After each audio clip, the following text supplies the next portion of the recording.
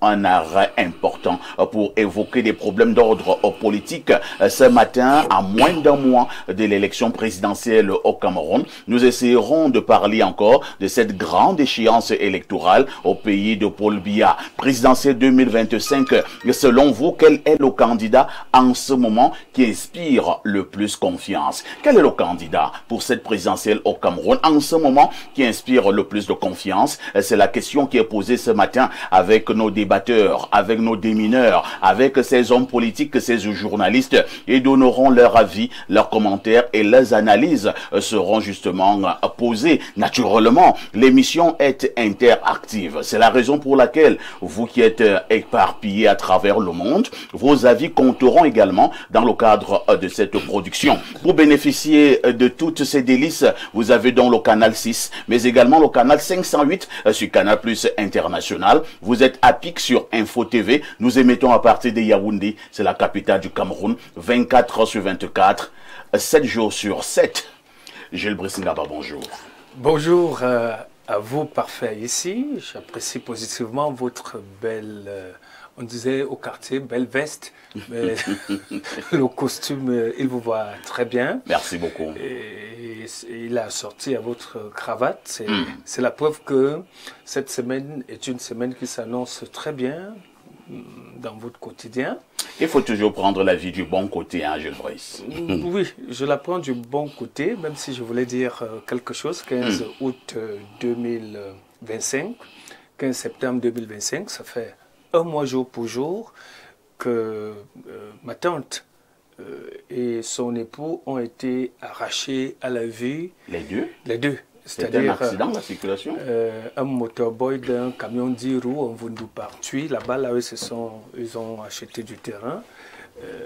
Alors qu'ils allaient à la messe, à 100 mètres de la chapelle, le gars qui s'exerçait à la conduite est venu les heurter. Les deux sont décédés. Il s'agit de Marc Ananga, Ambatinda, et son épouse, ma petite sœur, ma maman, Gertrude Ambatinda aussi, qui ont été inhumés il y a quelques jours. Paix à leurs âmes. À Les Sogués, le village par ça. Donc ça me permet de saluer donc cette fois-là toute la communauté des téléspectateurs de cette émission qui se trouve dans la Léquier, notamment les arrondissements de Bebda et de Sa, et également ceux qui sont dans l'arrondissement de Bikok. J'aime souvent vous dire que j'appartiens à deux départements, la Léquier et la Moufouakono. Donc voilà. Et puisqu'on parlait donc de Bikok, nous saluons donc Madame le maire de la commune de Bikok. Et lorsque nous avons dit cela, nous disons simplement que Jules Brissingaba est journaliste. Il est en ce moment l'un des anciens au niveau de la presse, surtout écrite. C'est le DP de Le Quotidien et plusieurs autres journaux également. Merci Jules Brice d'être là. Et Merci. Nous accueillons un autre DP, celui-là de la vitrine, mais surtout également homme politique. Il soutient les idéaux du RDPC. Lui, c'est Bernard Ouna. Bernard Ouna, bonjour. Bonjour, parfait ici. Bonjour à votre panel. Bonjour à vos nombreux téléspectateurs qui nous regardent ce matin. Je suis très heureux d'être là une fois de plus et je vous dis merci pour cette autre invitation. Ce matin, parfait ici, j'ai un souci. Je savais que tu en avais un souci. Oui, j'ai un réel problème. Quand j'ai lu la une de votre journal, de vendredi, je me suis posé beaucoup de questions. Apparemment, vous venez de subir un tacle irrégulier, un tacle irrégulier venant de votre propre parti, le RDPC. Oui, je veux m'adresser ce matin à ces personnes qui pensent que le RDPC leur appartient. Et je voudrais qu'ils sachent que le RDPC est un parti, en fait, je crois que le RDPC reste encore un parti de masse. Parce que tel que j'ai vu cette mascarade d'investiture pour les régionales, je suis affirmatif de penser que le RDPC devient de plus en plus un parti d'élite avec des turiféraires conservateurs qui ont décidé d'édicter leurs lois et d'imposer qui ils veulent dans ces différentes fonctions électives au sein de notre parti. C'est-à-dire quand vous voulez être député, quand vous voulez être sénateur, quand vous voulez être conseiller régional, quand vous voulez être conseiller municipal, c'est eux qui dictent leurs lois, c'est des faiseurs de lois.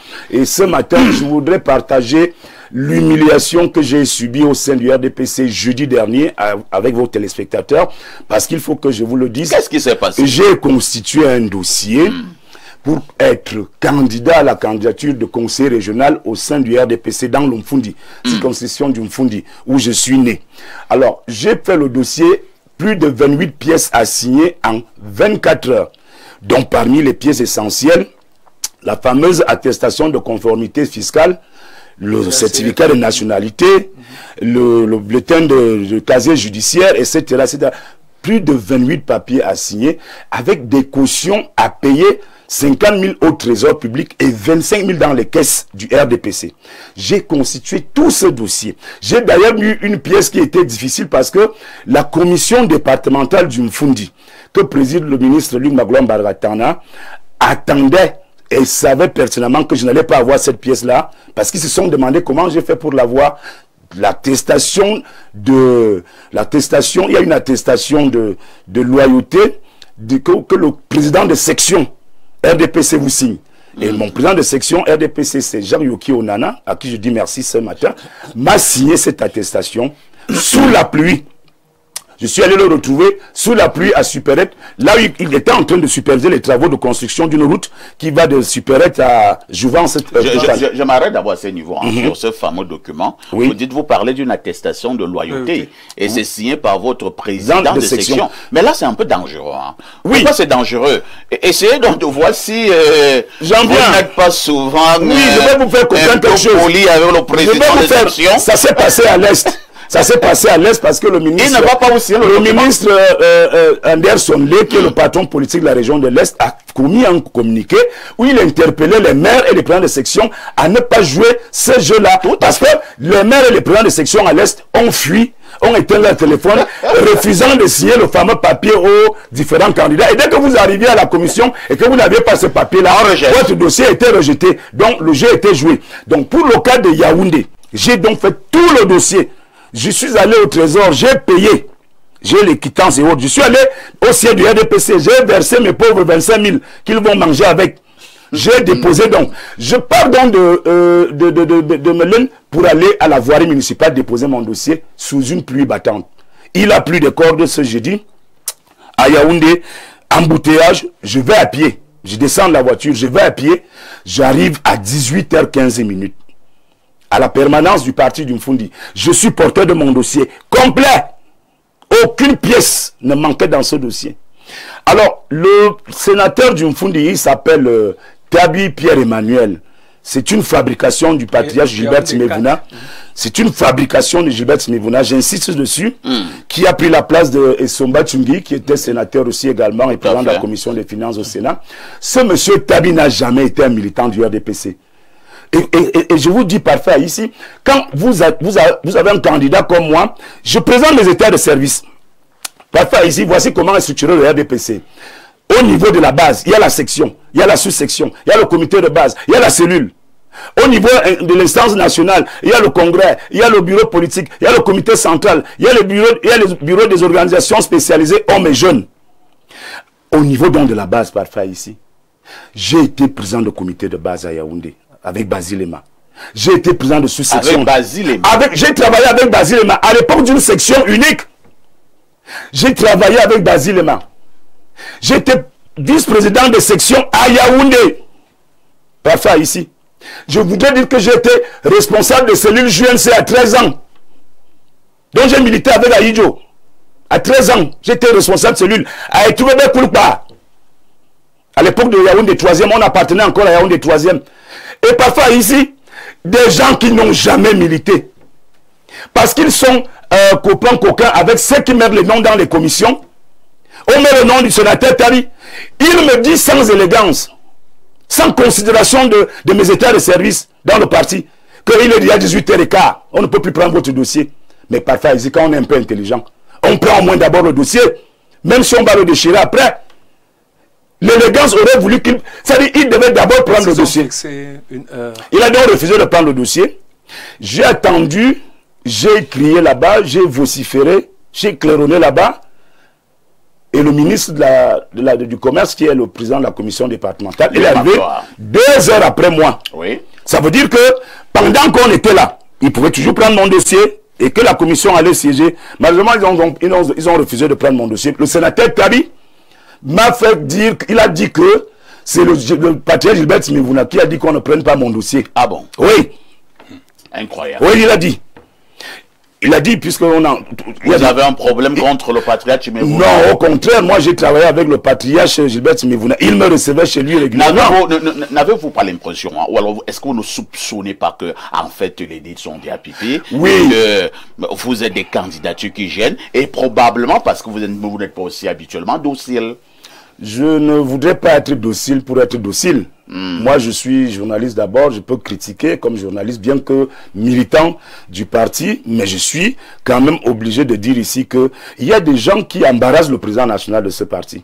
Il y a des gens qui... Nous sommes en pleine élection présidentielle. Lorsque vous pouvez frustrer les gens comme ça, à travers le Cameroun, toutes les plaintes sont la convergent au comité central, mais ils ne feront rien du tout. Les gens sont fâchés. Quel est le message que vous envoyez à ceux qui ont rejeté votre dossier aujourd'hui? Je n'ai même pas un message à leur envoyer. Je leur dis seulement de faire attention que ce parti ne leur appartient pas.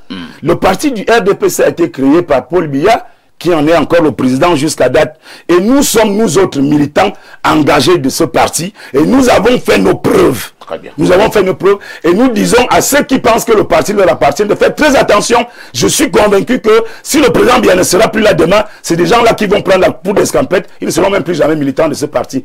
Une minute. Merci parfait, si Bernard, on a très énervé ce matin. Hein. Oui, Jules Bray, ce n'est pas un sujet inscrit à l'ordre du jour. En vrai. une minute, effectivement, nous passons à autre chose. Ce qu'il dit est très pertinent. J'étais en Konsamba, j'étais à Ideya et à Douala le week-end. Mais j'ai observé quelque chose au niveau des antennes de l'ECAM. C'est vrai que ça me concerne. Les cartes, les gens se sont vraiment fait inscrire massivement, Oui. mais personne ne retire les cartes. Vous savez pourquoi? Parce que les gens se disent, bon, on est en train d'imposer un certain nombre de choses au niveau de son parti, et puis ça ne sert à rien que les gens aient retiré les cartes pour cautionner ce qui est fait. Donc, c'est un élément très important. Il faut faire très attention lorsqu'on est en période électorale et considérer un certain nombre de choses. Voilà qu'une élection comme celle qui s'annonce, la présidentielle, après, ça sera les régionales, objet de la dénonciation de M. Ona. Si les gens se sont fait inscrire massivement, vous avez dit ici à Info TV que les gens aillent se faire inscrire. Et qu'aujourd'hui, ils ne vont pas retirer les cartes du simple fait qu'ils sont déçus par tout ce qui se passe autour de ces différentes élections. On risque d'avoir des élections avec un fort taux d'abstention. Merci Jules Brice Ngaba, et nous accueillons Dr Walter Shaw qui est là ce matin. Bonjour. C'est avec plaisir d'être avec vous ce matin. Bonjour Parfait ici, bonjour à tous.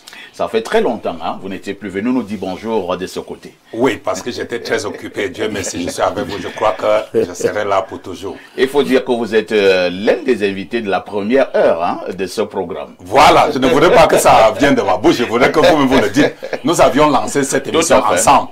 Et je suis très fier que vous avez grandi jusqu'à ce niveau. Vous êtes dans l'espace mondial. Parce que lorsque j'ai annoncé mon passage, je crois que j'ai eu des coups de fil depuis l'Europe, des États-Unis, asiatiques. Et je crois que vous êtes la lumière d'une émission télé 10h, 12h au Cameroun. Et dans le monde entier, je crois que les gens vous suivent. Et que votre émission a une qualité exceptionnelle. Je pèse les mots. Vous avez une émission de qualité, d'éducation, de formation, de conseil. Merci. Hein. Dr Walter Shaw est donc enseignant d'université. Il est de plus en plus connu par ses positions. Hein. Merci d'être là ce matin. Et nous accueillons également notre invité permanent, l'homme à la voix singulière, l'ombenguiste du plateau. Alain Dou, bonjour. Bien le bonjour Parfait. J'espère que je suis aussi rayonnant ce matin que toi tu l'es. Je regarde au niveau de l'écran de témoin, le rendu est bon. Bonjour à nos millions de téléspectateurs à travers le monde. Bonjour au top management. Bonjour à mes co-discutants. C'est un plaisir d'être là ce matin. Avec ta permission, très rapidement, je salue une de nos fidèles téléspectatrices du côté de Paris, Madame Njolé Marie-Pascal. Et je pense que pour ce lundi politique, on a commencé à me dire sur les réseaux que nous sommes tous des RDPcistes. Je ne sais pas comment ils font ça. Bon, on va voir tout à l'heure. Bon. Alain Diok, il ne faut jamais mettre trop de temps sur ce qui est dit au niveau des réseaux sociaux. Je n'ai cessé le temps de... Je l'ai toujours dit. Oui, docteur. Je voudrais une seule seconde pour intervenir sur l'affaire du Bertrand Onana. Je crois que... Bernard. Oui. Je reçois trop de plaintes au niveau du RDPC. Je crois que ce n'est pas bien, ce n'est pas le bon. Président. Le président Paul Biya n'a pas demandé qu'ils font ce qu'ils sont en train de faire là. Ce que vous avez subi là, c'est l'humiliation. Oui. Pas seulement pour le RDPC, mais pour le président. Et je crois que les gens du RDPC travaillent contre le président. Je reçois des plaintes. C'est pas sérieux. C'est pas sérieux, parfait. C'est pas sérieux. Pourquoi? J'ai constaté qu'au sein du RDPC, ce qu'on appelle le complexe du jardinier, dès que vous essayez de pousser un pont pour votre tête, le président n'est pas fier de ce qu'ils sont en train de faire. Je crois qu'ils doivent vraiment s'asseoir, ils doivent régler ça. Ce n'est pas bon. Et ça peut avoir pas bon d'entendre ça à la télé. Négatif. Oui, et c'est l'image du RDPC qui est très dans la boue. Et c'est l'image du président public. Le RDPC a au moins 6 millions de militants passifs et actifs et 3 millions de militants actifs. Si on entend ça à la télé, ce n'est pas bon. Merci, enfin, ce n'est pas ce que le président a demandé qu'ils font. Tout à fait. En tout cas... Vous comprenez pourquoi je suis avec le président. Moi, j'ai connu certaines personnes qui ont commencé à être RDPcistes lorsqu'ils ont été nommés ministres. Bien sûr. Lorsqu'ils ont été nommés DG. Lorsqu'ils ont été portés sénateurs, députés. Et RDPcistes de façade. Ils n'ont milité nulle part. Parce que par derrière même, ils me disent du fonctionnement. Lorsque je suis le cursus politique de Bernard Onana, ça donne froid d'eau. Voilà donc un militant de la première heure. Et là, vous pouvez soupçonner qu'en ce militant, nous pouvons voir effectivement quelqu'un qui soutient une... Et qui n'a jamais reçu quelque chose. Et qui n'a jamais rien... Et maintenant qu'il soit humilié de la sorte, je pense quand même que pour le RDPC, le moins que l'on puisse dire que ce n'est pas bon. Bon, ce n'est pas bon. L'économie du parti traduit peut-être l'économie de tout ce qui se passe à l'échelle du pays. Et qui me remettent mes 25 000, hein. Bah, ouais, voilà. Vous le RDPC, là, vous remettez mes 25 000. Vous remettez mes 25 000. Et maintenant, les 50 000 du Trésor. Non, je les récupère. Dès que le dossier mais les 25 000 du RDPC. C'est là où il y a problème, parce que là-bas, les textes ne disent pas que si on n'a pas pris ton dossier, parce que pour l'État, dès que on ne prend pas ton dossier, tu vas au Trésor, là, on te rembourse tes 50 000. Mais comme ils sont dangereux dans le RDPC, là, qui me remettent mes 25 000. Merci. Il faut rappeler que le président public était le vice-président de l'UNC quand lui, il était dans l'UNC. Tout à fait. Ceux qui le font, ça, c'est des yé-yé. C'est le militant par décret. Merci beaucoup. Vous êtes en direct sur Info TV. Vous faites bien de regarder la télévision. Dites-le aux autres que cela a déjà débuté. 10h, 11h52. Qui dit mieux?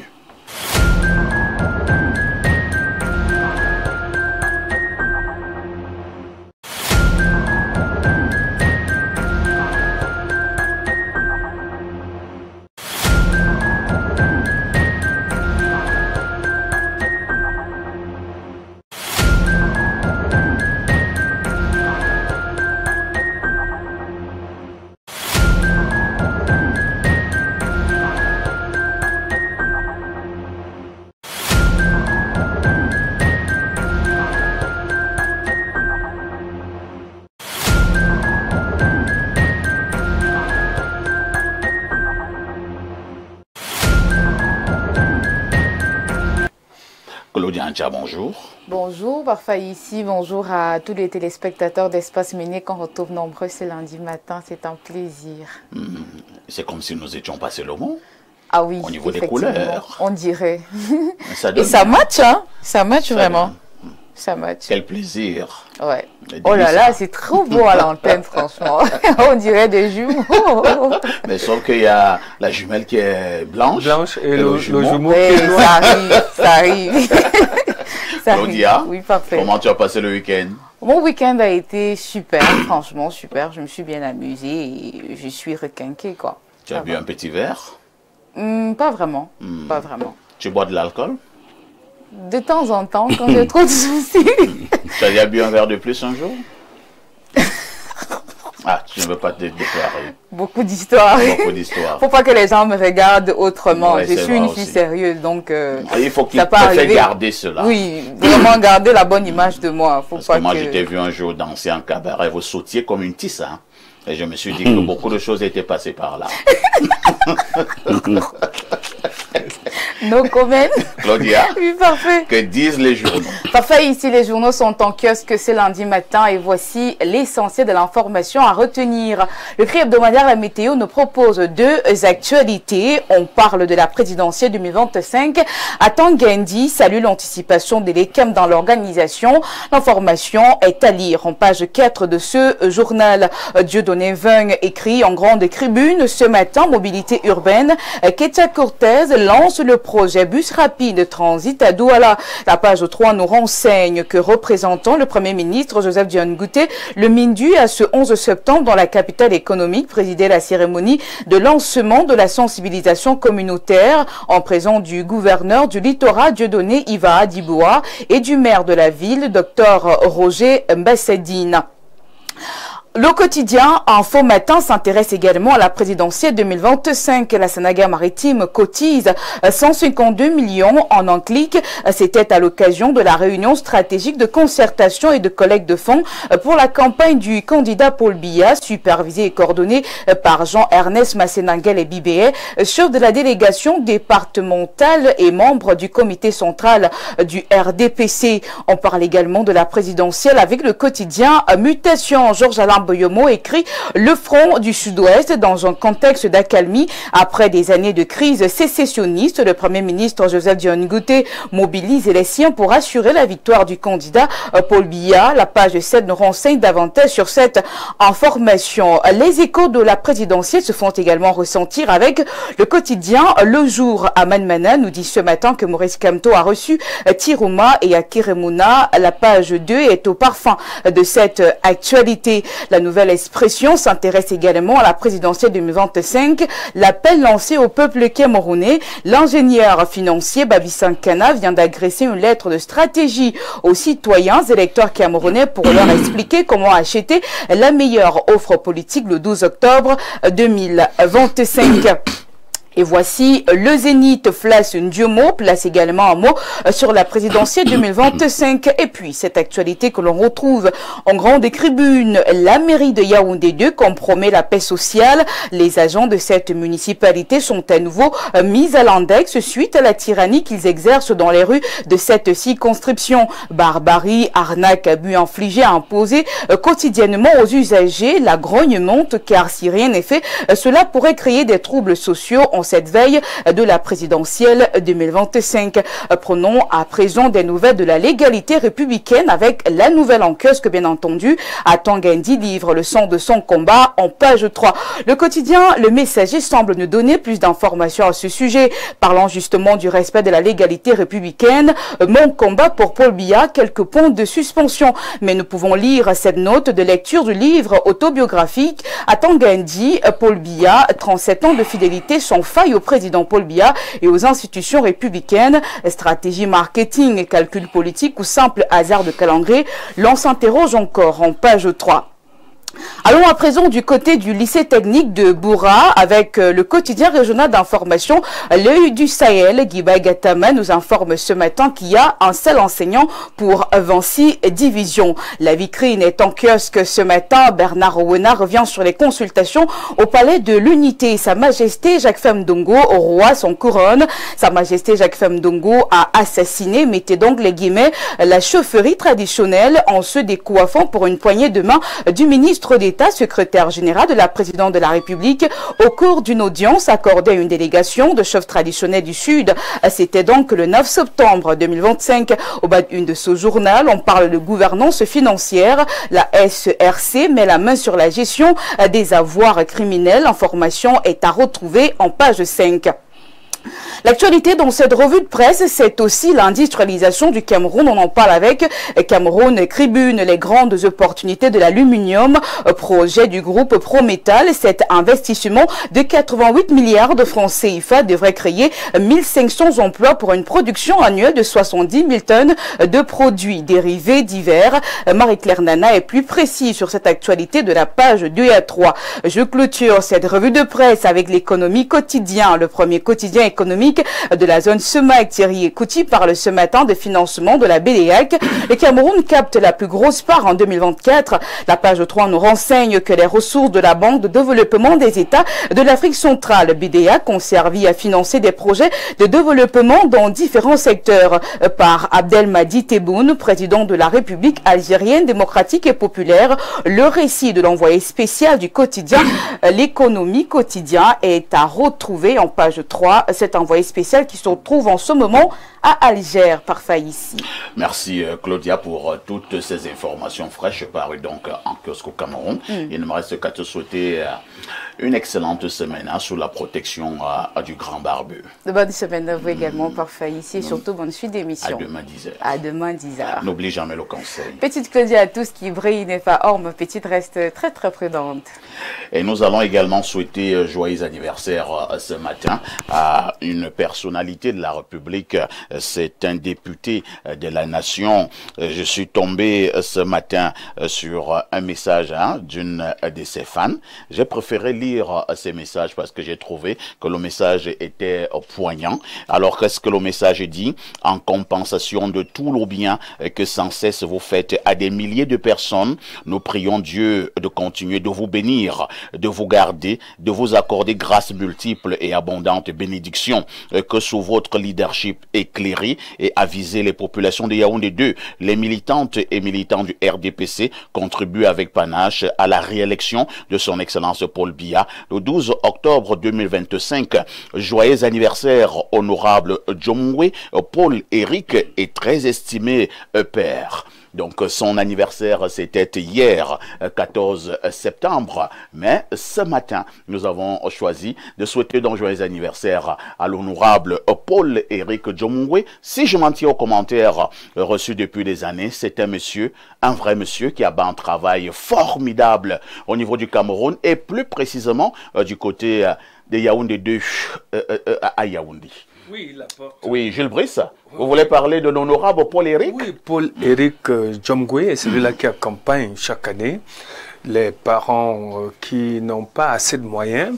Il soutient la scolarité de plusieurs jeunes. Tout à fait. De l'autre côté de Yaoundé 2e, et ceci, c'est depuis... Nous le voyons depuis plusieurs années.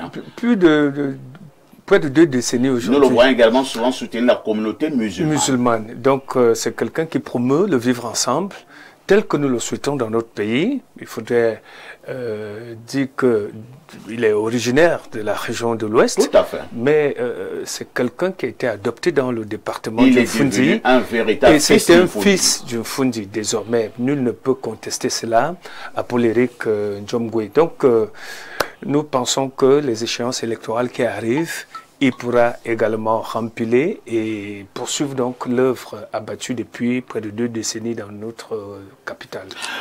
Oui, il y a également Bernard Rona qui voulait coller un petit commentaire. Oui, je le connais très bien, je le connais personnellement, l'honorable... Ça fait finalement l'unanimité sur le plateau. Oui, je voudrais dire, au sortir de ce que je venais de dire précédemment, que c'est des cas rares au sein du RDPC. C'est quelqu'un de très, très bien, de bonne moralité, et qui sait accompagner, qui sait soutenir. Si vous voyez, quand vous allez dans sa permanence parlementaire à Tsinga, c'est toujours plein parce que les gens viennent de tous les horizons, il aide tout le monde sans discrimination.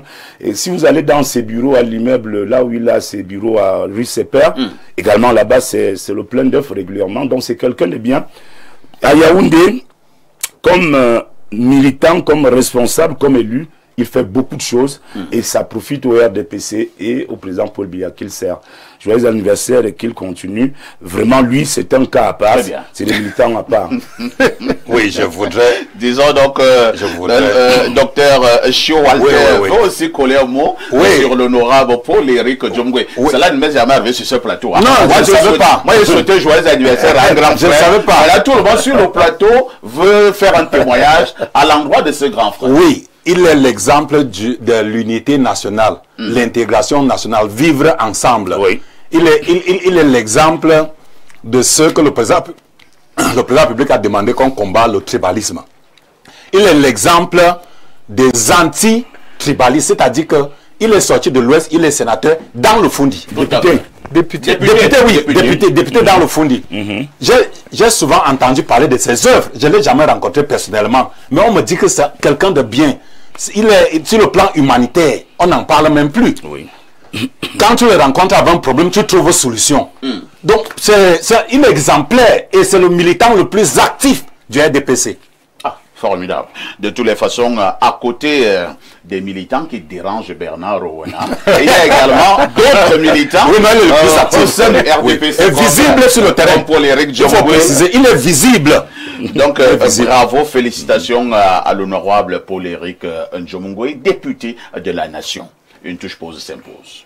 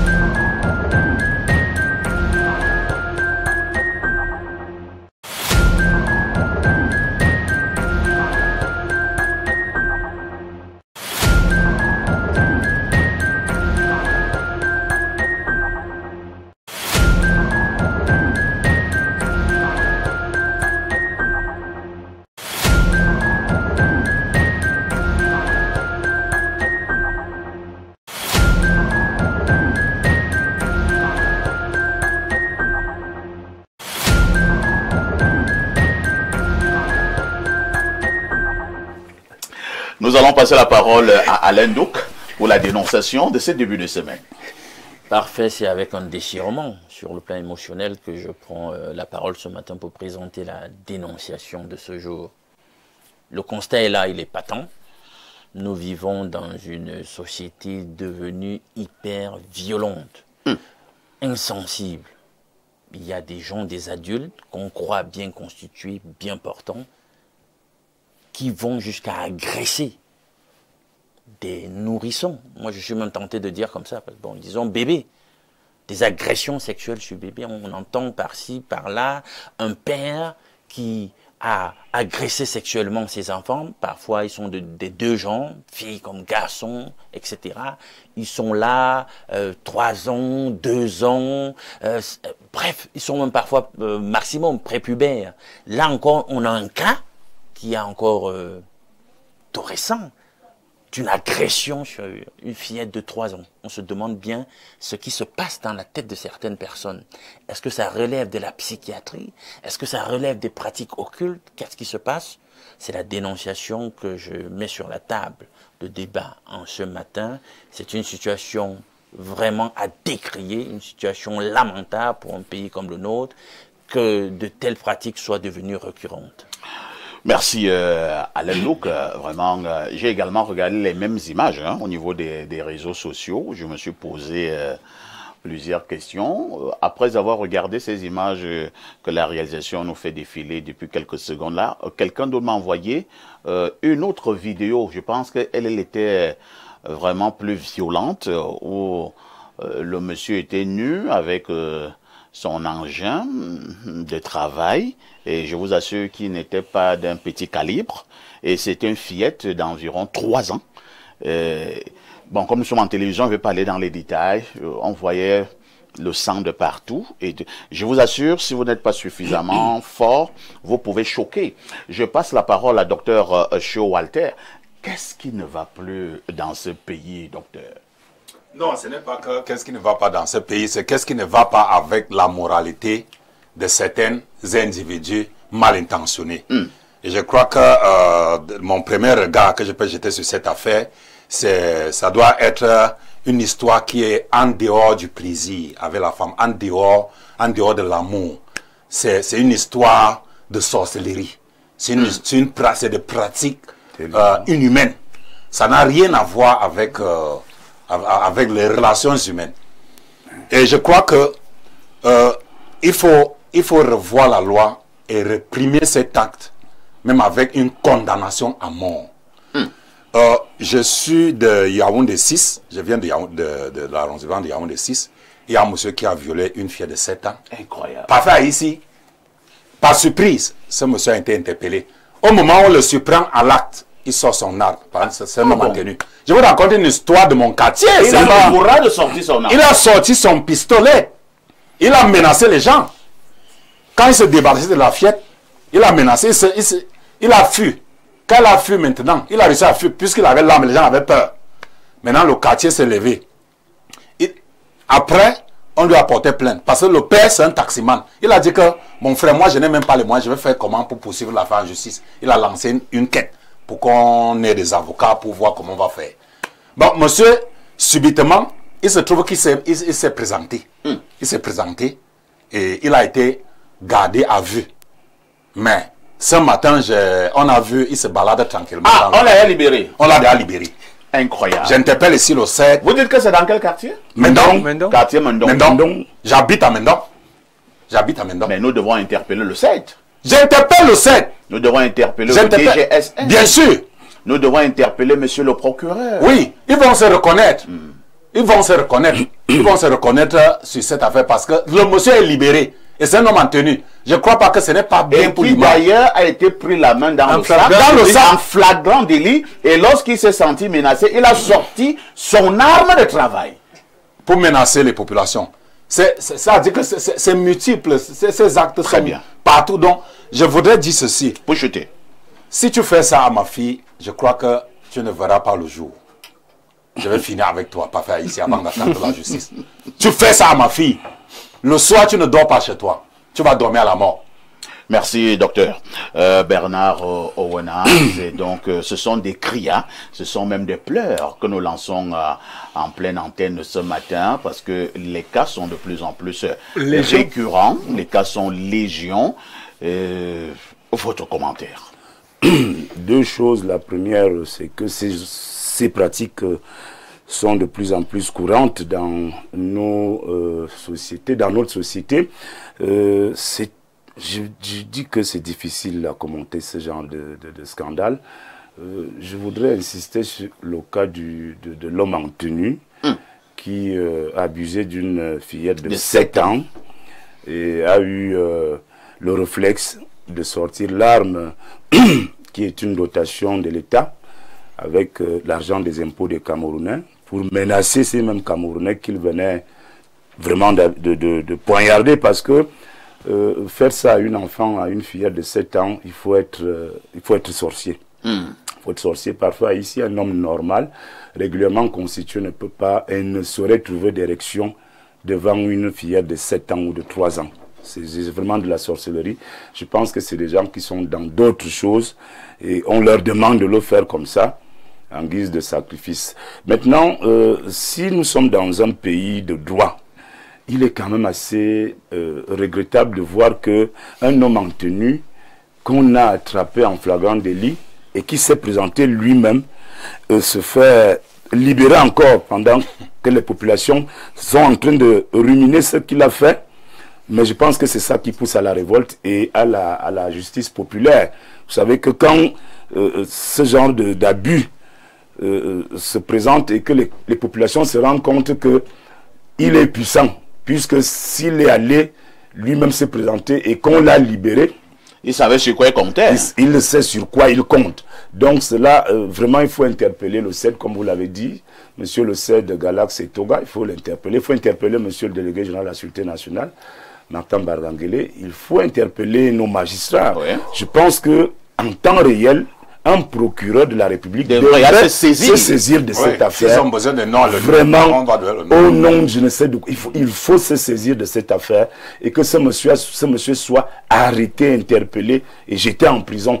Moi aussi, je conclus comme Dr Cho, je pense qu'il y a des choses où nous serons appelés, nous-mêmes, même si on est dans un état de droit, à sévir et à réagir, parce que attendre que l'État réagisse, c'est souvent très difficile. Très bien.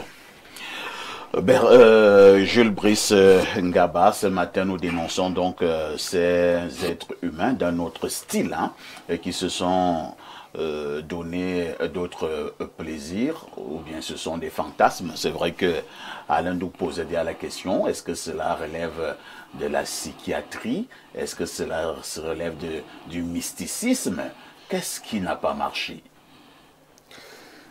Vous voyez, j'ai pratiquement des larmes aux yeux, parce que je suis voilà ce sorcier touché à l'antenne. Par un phénomène comme... Quand vous le voyez, il a plus de 60 ans. 70 ans. Voilà, plus de 70 ans. Et il paraît pas très en santé, quand vous le voyez, son aspect physique. Bon, je ne suis pas médecin, mais je crois quand même que quand quelqu'un n'est pas en santé, ça se ressent même physiquement. Je vous dis qu'il a le sida? Il peut même avoir pire que ça, peut-être d'autres maladies vénériennes. Très coriaces. Très coriaces, gonocoxie et tout ça. Je crois que... La média. Herpès génital. Tout ça. Parce que quand vous le voyez, n'est pas normal. En fait, j'ai failli verser de larmes parce que moi, je n'ai qu'une fille. Hein. Tout à fait. J'ai 5 enfants. Mais une fille, d'ailleurs, il y a un confrère qui a subi parce qu'il a osé draguer ma fille. Elle est déjà dragable? Elle a 17 ans. Donc, c'est pas qu'elle n'est pas dragable. Non, et un confrère. Alors que nous étions à une cérémonie. Juste parce qu'il a dragué? Non, j'ai failli finir avec lui. Il a reçu quelque chose de moi sur sa tête. Et le confrère en question même serait été reçu ici. Je ne dirai pas son nom. Donc, j'ai trouvé ça très indécent que ma fille de 17 ans soit abordée pour des questions de sexe par un confrère de surcroît directeur de publication. Donc, quelqu'un... Je n'en dirai pas davantage. Pour revenir à la question, parfois ici, en réalité, il y a aussi d'autres phénomènes. Je crois que les prédécesseurs sur le plateau l'ont évoqué. C'est l'appât du gain facile. Aujourd'hui, il est difficile à un Camerounais de disposer de 2000 francs CFA. Je crois qu'il y a une étude qui a été menée tout récemment pour dire que 60% de foyers, dans 60% de foyers au Cameroun, ils sont peu nombreux qui disposent de 5000 francs CFA la journée. Quand vous parlez de 5000 francs, dans certaines familles, c'est comme 50 000 francs CFA. Et du coup, les gens pensent qu'il faille se livrer à des pratiques occultes parce qu'il y a des histoires qui feraient dire que, bon, si tu poses tel acte, tu vas recevoir de l'argent. Je me souviens, il y avait un phénomène comme ça, Bernard, si tu t'en souviens, entre 86 et 90, je suis encore un peu plus jeune, on disait que tu écris une lettre, tu peux jeter la lettre. Ouais, tu jettes ta madame dans une rivière. Et puis, tu recevras ce que tu as demandé. Mais j'ai appris qu'elle répondait souvent. Hein. Mais il y avait des conséquences. Et il y a eu des conséquences. Oui. Des jeunes gens sont morts de manière bizarre. L'affaire Madame Mila au Cameroun. Il n'y a pas que cette affaire. À ne pas confondre avec le joueur. Le joueur. Donc, il y a maintenant ces pratiques. Vous voyez, même dans les bureaux, vous avez vu tout récemment. Balthazar? Non, entre adultes ici, des hommes en tenue qui se sont livrés à quelque chose de pas terrible, pas commode. Parce que pour Balthazar, quand même, c'était des femmes consentantes. Mais dans le bureau, là, dans le bureau, je ne pense pas. Je pense que le chef... Tu as vu une de ces dames qui était torturée? Non, le chef trouvait du plaisir à faire ça. Moi, j'ai vu les dames qui se saoulaient très à l'aise. Très à l'aise, avec des bouteilles de whisky. En buvant du whisky, hein. Parfait, ce sont des pratiques. Et on vous dit par la suite que la dame a des véhicules. Et bon, le monsieur en question, vous savez qu'il est dans quoi? Peut-être qu'il a des bars dans une autre ville et il fallait faire prospérer son activité. Donc, méfions-nous de ces actes et de ces personnes. Et Dr Cho, Bernard Ona l'ont évoqué ici. Et je confirme cette assertion. Œil pour œil, dent pour dent. La loi du talion. Oui. Vous savez, finir la vie d'une fillette de 3 ans. C'est de ça qu'il s'agit. Non, elle ne peut plus avoir de scientifique. Je ne suis pas médecin, oui. Mais peut-être les médecins vont nous aider tout à l'heure. Je vous dis, j'ai eu une autre vidéo plus violente. Mais bon, comme nous sommes en télévision, nous ne pouvons pas montrer ce genre le sang qui giclait de partout. La déontologie nous l'interdit. Le sang qui va de partout. Alors, une fillette comme celle-là, elle est traumatisée. Au-delà du traumatisme, est-ce qu'il n'y a pas des organes? Est-ce qu'elle, comme vous dites, est-ce qu'elle n'a pas été bousillée? Est-ce qu'elle pourra encore enfanter un jour? Maintenant, si nous partons sur le plan mystique, qu'est-ce qu'il a déposé? Qu'est-ce qu'il a déposé? Donc, vous avez tué ma fille. Je vous rends la vie difficile et je l'écourte aussi. Et on ira gérer ça au ciel. Nous irons au ciel et je crois que chacun demandera pardon à Dieu selon sa conviction. Pourquoi je le dis? Oui, nous sommes en télé. On ne devrait peut-être pas tenir ce genre de langage en télé, mais nous le savons. Dr Cho a démontré que ces malfrats, une fois dans les des structures compétentes, se font souvent libérer. Et ça frustre. La simple libération frustre la société, le petit peuple qui n'a personne en termes d'intervention. Et puis, imaginez-vous, un taximan, il se lève à 4 heures du matin parfois, il rentre à 22 heures. Il n'a pas le temps de jouir de la présence de ses enfants. Tout ce qu'il fait, c'est qu'il cherche de l'argent pour que ses enfants puissent tenir au quotidien. Et du jour au lendemain, on lui dit que c'est un homme en tenue qui a bousillé la vie de sa fille. Tout un homme en tenue. Tout un homme en tenue. Avec toutes les femmes qu'il y a dans son corps. Avec toutes les femmes qu'il a. Il fallait brûler ça. Ici dehors. Tu bousilles et puis on va. Il est dehors. Oui, il est dehors, il se bat. Mais où est l'enfant? L'enfant serait à l'hôpital. Avec tout ce que cela comporte comme conséquences négatives. Non, arrêtons. C'est trop. Gilles Brice, faut pas pleurer, hein. Faut pas pleurer parce que pour des âmes sensibles, ça peut vraiment faire pleurer. Alain Douk, moi je ne sais pas. Peut-être les gens là ne connaissent pas certains quartiers de Yaoundé. Pour rester à Yaoundé, quand moi je passe à Mini-Ferme, autour de 20h, 21h, moi je vois des femmes alignées, hein, qui vous supplient. Quand je passe à la montée Anne-Rose, toujours à Yaoundé, je vois des belles femmes avec des rondeurs. Au volant de ma voiture, elles viennent même tambouriner sur la voiture. Est-ce que tu ne nous vois pas? Est-ce que tu ne nous vois pas? Quand je vais du côté du safari, je vois une cohorte de femmes qui sont disponibles et disposées, des femmes adultes. Mais qu'est-ce qui peut pousser un homme normalement constitué à aller avec un bébé d'1 an, 2 ans, 3 ans, 4 ans? La problématique posée comme ça apporte un éclairci sur le problème. Donc, ce n'est pas lié à une sexualité normale, à des pulsions sexuelles communes qu'on voudrait essayer de refouler, etc. L'enjeu est ailleurs. Et c'est un sujet profond parce qu'il y a toute une économie en réalité à travers le monde de l'exploitation des enfants, de leur agression sexuelle à des fins ritueliques. Et les gens ne comprennent pas ça. Et même à des fins biologiques, pharmaceutiques. Parce qu'il y a même des substances qu'on extrait de la... surtout au niveau de la colonne vertébrale. Voilà, de la torture des enfants. C'est diabolique, c'est cynique, mais c'est comme ça. Alors, tu as posé le problème sur le bel angle. Il y a dans ces sociétés, en réalité, on doit tout ça à l'occulte, hein, faut le dire. On a dit la sorcellerie, etc. C'est l'occulte. C'est des réseaux de sociétés secrètes, etc., de religions mystères, avec des exigences glauques. Alors, dans ces sociétés, moi j'ai toujours dit aux gens, je ne sais pas ce qu'ils vont chercher là-bas, mais on détruit votre humanité.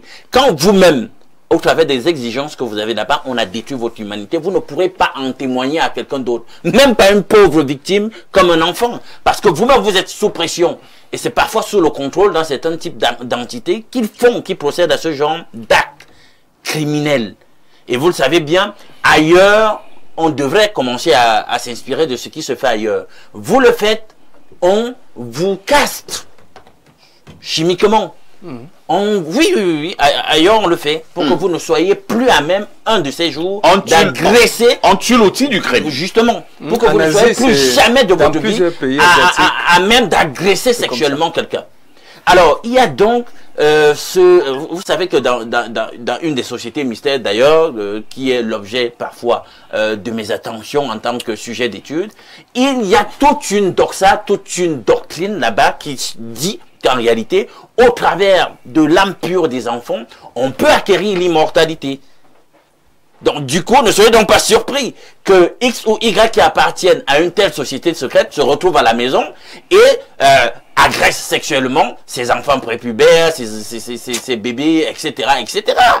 Il y a tout un enseignement, tout un endoctrinement autour de ce qu'on pourrait tirer sur le plan de la spiritualité, sur le plan occulte de cette agression des enfants, de leur utilisation sexuelle.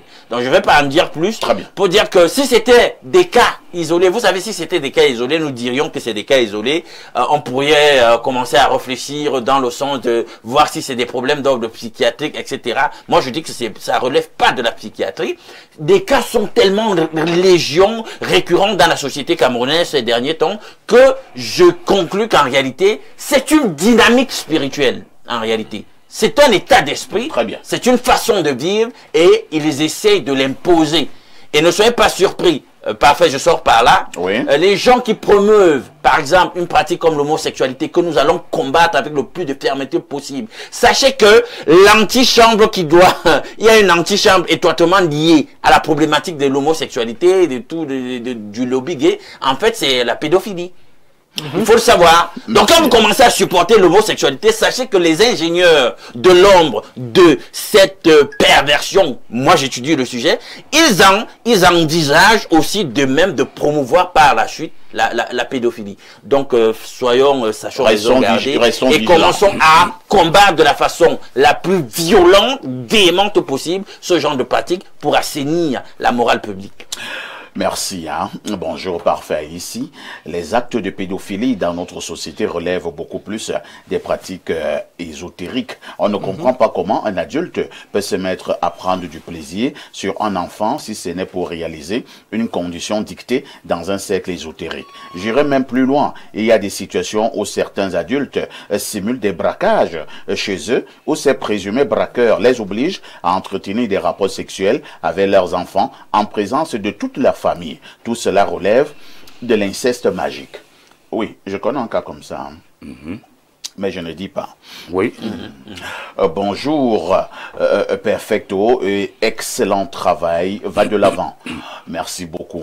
Un autre message ce matin. Bonjour le modérateur. Il faut avoir lu le livre de Titus Edjoa, Méditation de prison, pour comprendre ce qui se passe au Cameroun. Ceci ne date pas d'aujourd'hui, c'est Ramsès de Messassi qui envoie ce message. Oui, dans Méditation de Titus Edjoa, j'ai retenu un endroit où il dit que les enfants sont mangés à l'étouffée.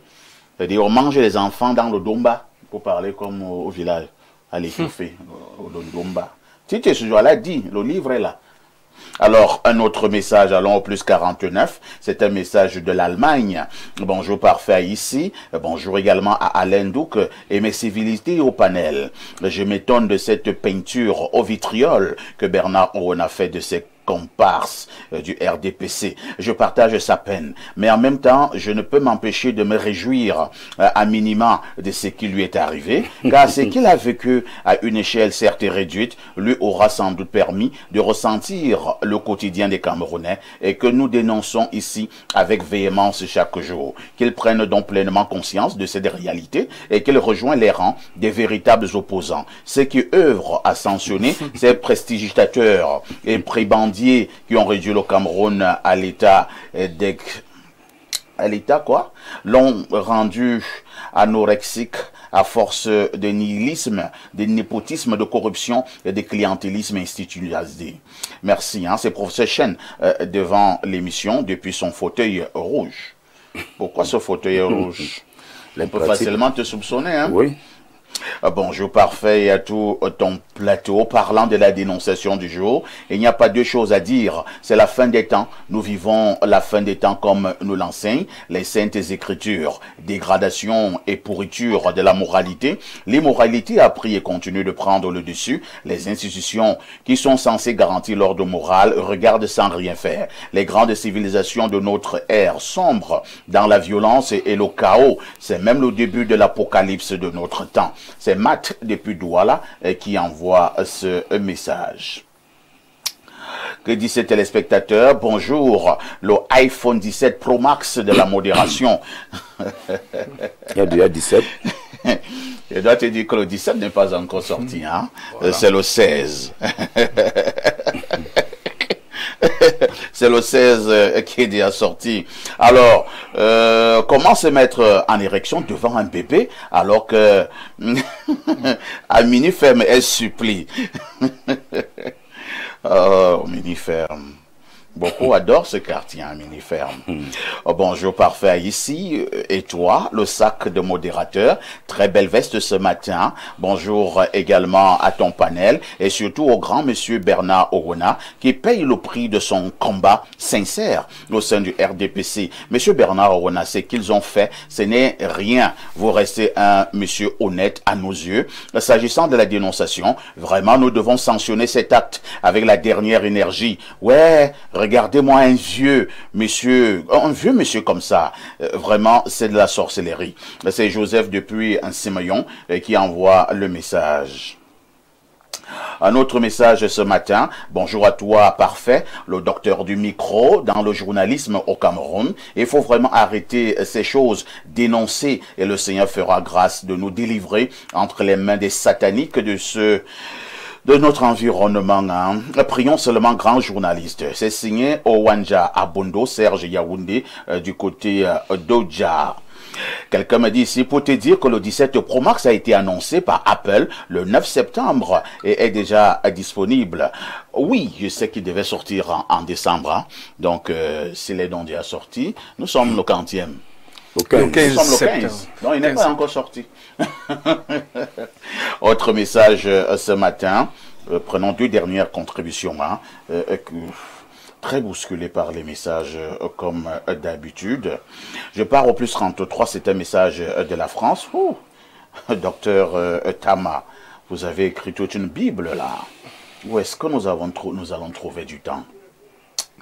On verra ce qu'on pourra lire, docteur. Bonjour, parfait, ici et à ton panel. Dans le contexte de la polémique entourant le geste de Sa Majesté Jacques Famandongo, chef de groupement Boulou-Est et éminent universitaire, il convient de souligner la signification profonde de son acte de décoiffement devant le représentant du chef des chefs.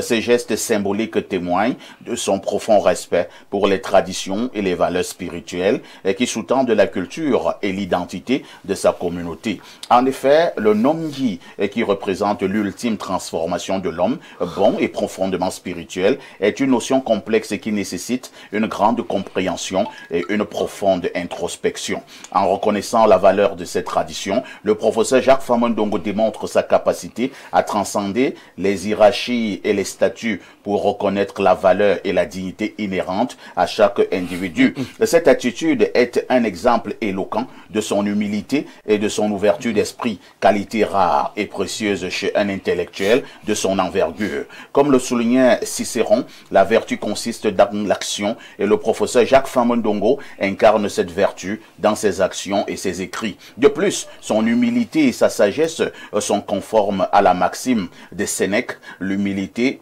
suit la sagesse. Ainsi, le professeur Jacques Famandongo apparaît comme un modèle pour les générations futures, non seulement en raison de son érudition, mais de son intelligence, mais également en raison de son engagement profond envers les valeurs spirituelles et culturelles qui font de notre humanité. Docteur Fabio Tama, à partir de Paris en France. Vraiment parfait. C'est la vie du docteur Tama. Oui, mais son intervention. C'est son intervention. Son intervention. Parce que je sais que vous voulez être détruit ce que le docteur Tama dit. Son intervention n'est même pas normale. Ce n'est pas cohérent. Ce n'est pas cohérent. C'est pas cohérent. Et puis ce n'est pas... D'abord, pas de mon patron. Je parle d'abord. Écoute, docteur Cho, c'est un journal qui a publié Trône, un chef sans... C'est le journal de Bernard Owen. Je sais. Et avec ça, Bernard Owen a fait comprendre sa liste. Un chef sans couronne. Voilà. Voilà le journal qui a titré. Et le geste est éloquent, il est visible. Maintenant, j'en parlais encore hier. Est-ce que Espace Mine, et c'est pas cet espace qui a publié cette information, docteur Tama, écrivez au directeur de publication ici présent, comme nous ça. Nous en avons parlé hier à Libre Expression. Oui, vraiment qu'il nous laisse avec ça. Très bien. Qu'on laisse aussi la flagornerie exagérée qu'on voit dans notre société. C'est compris. Hein. Vraiment, oui. Je n'en dirai pas davantage. Ce n'est pas que je voudrais dire quoi, je voudrais confirmer que Sa Majesté, le professeur Jacques Famdongo, le ministre de l'Enseignement supérieur, ministre d'État, ne se reconnaît pas dans ce que le professeur vient d'écrire là. Voilà. Ça, c'est mon patron. Il n'est pas seulement mon patron, mais je le connais personnellement. Voilà. Et quand il se rend au palais, c'est dans le cadre des concertations post-élection présidentielle. Et c'est tout à fait normal. C'est le palais de l'unité. Ce n'est pas une chefferie. Et quand vous êtes au palais de l'unité, tout ce qui entre là-bas obéit à des règles. Ces règles de réception, de convivialité, du respect et de civilité. C'est un signe de civilité parfait ici. Ça n'a rien à voir avec ce que le professeur raconte là. Je ne voudrais pas l'insulter par respect de profession d'université. Vous n'allez pas l'insulter. Mais vraiment, épargnez le professeur Jacques Famdongo dans cette affaire. Parce que vous le cherchez partout, ce n'est pas normal. Merci. Hein. Nous allons donc coller la paix au ministre d'État Jacques Famdongo, chancelier des ordres académiques, le grand prof. À tout de suite pour la suite.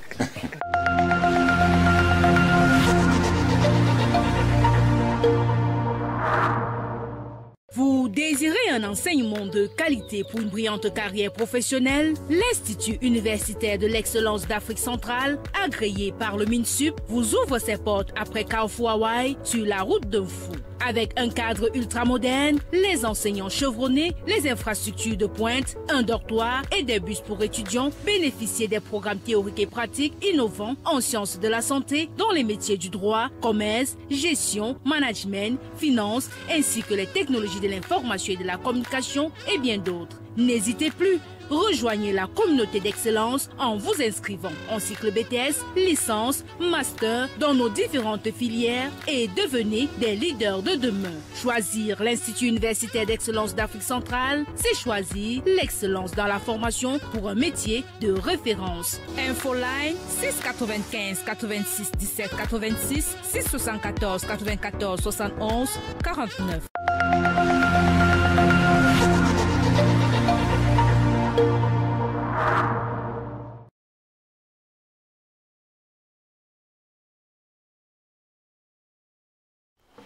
Le Makuma, bonjour. Bonjour, perfecto. Comment tu vas? Je suis toujours content quand tu m'invites sur ton magnifique plateau. Début de semaine plutôt souriant. Oui, très souriant. Et pour parler encore davantage aux Camerounais qui sont malades, qui souffrent du chlamydia. Tout à fait. Et qui dérangent beaucoup de personnes. Alors ce matin encore. Beaucoup de victimes, hein? Victimes de chlamydia avec des conséquences énormes. On t'écoute.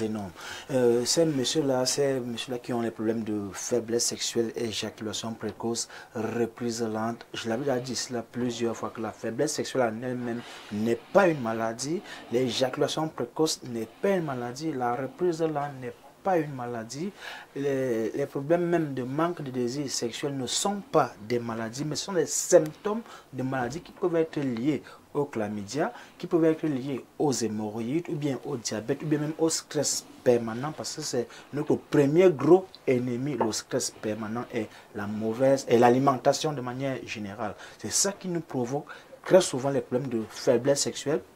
Nous avons donc mis sur pied le produit King Fimi qui va donc nettoyer tout ce qu'il y a comme toxines, tout ce qu'il y a comme saleté, tout ce qu'il y a comme déchets dans notre organisme.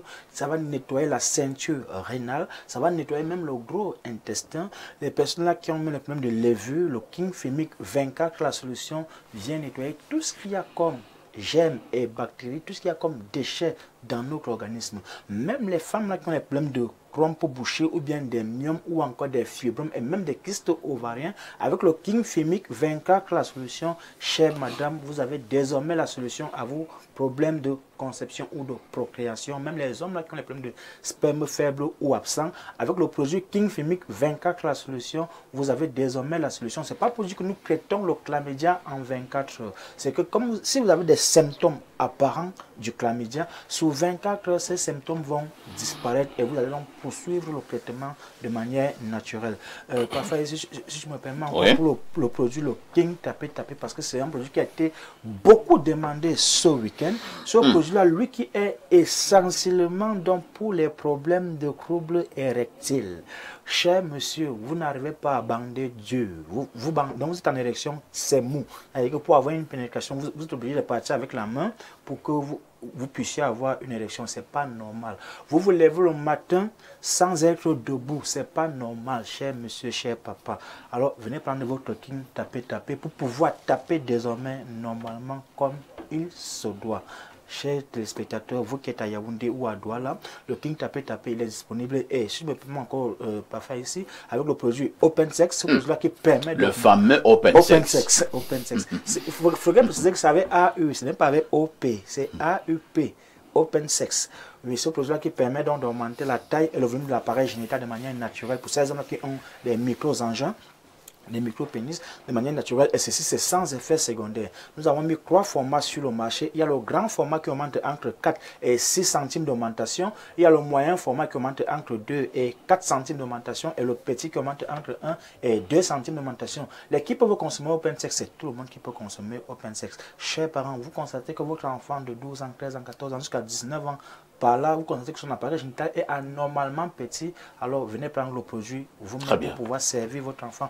Le monsieur de 80 ans, tu estimes que ton appareil génital est anormalement petit, viens prendre le produit Open Sex. Yaoundé, nous sommes situés au quartier Koldongo, Carrefour, Iptec, à l'immeuble Baïga Center, face maison du parti ou maison de la femme.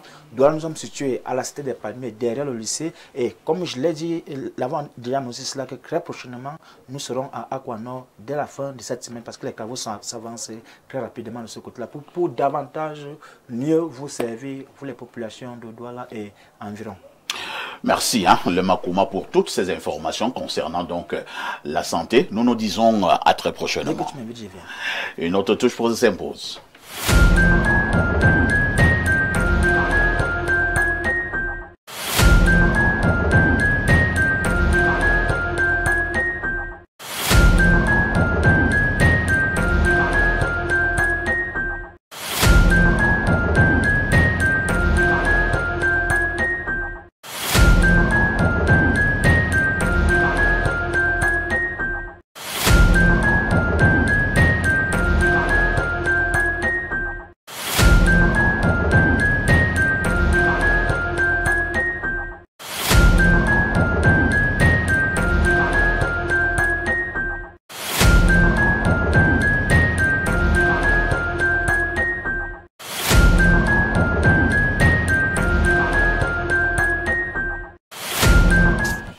Si vous nous retrouvez à l'instant, vous avez fait le meilleur choix, c'est celui de regarder votre chaîne de télévision Info TV, mais également de regarder votre émission Espace Miné, 10h, 11h52, de lundi à vendredi. Nous sommes lundi, il s'agit de lundi politique. En ouverture, nous vous l'auditions, nous parlons de la présidentielle 2025. Dans moins d'un mois, les Camerounais iront aux urnes pour élire leur président de la République. Ce matin, nous voulons savoir, selon vous, quel est le candidat qui inspirerait le plus confiance. Je commence par Dr Shaw Walter, mais nous avons aussi cette actualité. J'en ai légèrement parlé hier dans le cadre de l'émission Libre Expression. C'est la candidature consensuelle. Une information fait état de ce que c'est le candidat Issa Tiroma, même s'il faut dire que certains s'élèvent déjà. Il y a d'ailleurs pour de presse aujourd'hui. Voilà, pour dire que c'est faux. Donc je vous passe la parole. Oui, le candidat consensuel est une arnaque. Ah bon? Oui, je vais démontrer. Ils ont 2 problèmes. Le premier problème, c'est le temps. Et le deuxième problème, c'est la crédibilité. Il se fait déjà trop tard pour trouver un candidat consensuel de l'opposition. Et celui qui est présenté c'est celui qui avait la confiance du président Paul Biya. S'il aurait dû faire ça 1 an avant, ou bien 2 ans avant, ou bien 3 ans, ou bien après 2018, je crois que ça aurait un impact. Pour l'instant, sur le terrain, l'impact n'est pas mesuré. Je mène des enquêtes. Certes, ils sont libres de faire des concertations. Ils sont libres de choisir un candidat consensuel. Mais il faut questionner la crédibilité.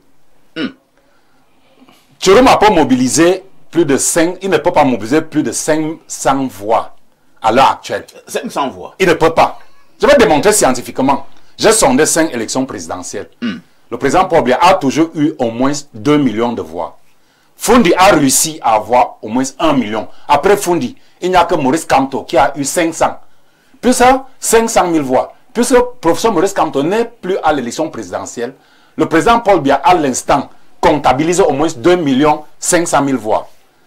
Tchiroma, qui est présenté candidat consensuel, ce problème de crédibilité va beaucoup plus impacter la campagne de ces opposants-là. Et maintenant, de deux, je chute par là, même le groupe de Douala a aussi un problème de crédibilité des individus qui ont constitué ce groupe de Douala. Parce qu'à un moment donné, on dit qu'on a mis tel à la porte, tel a démissionné, tel est revenu. Vous croyez que dans la politique, les données, c'est-à-dire que le temps est une donnée politique.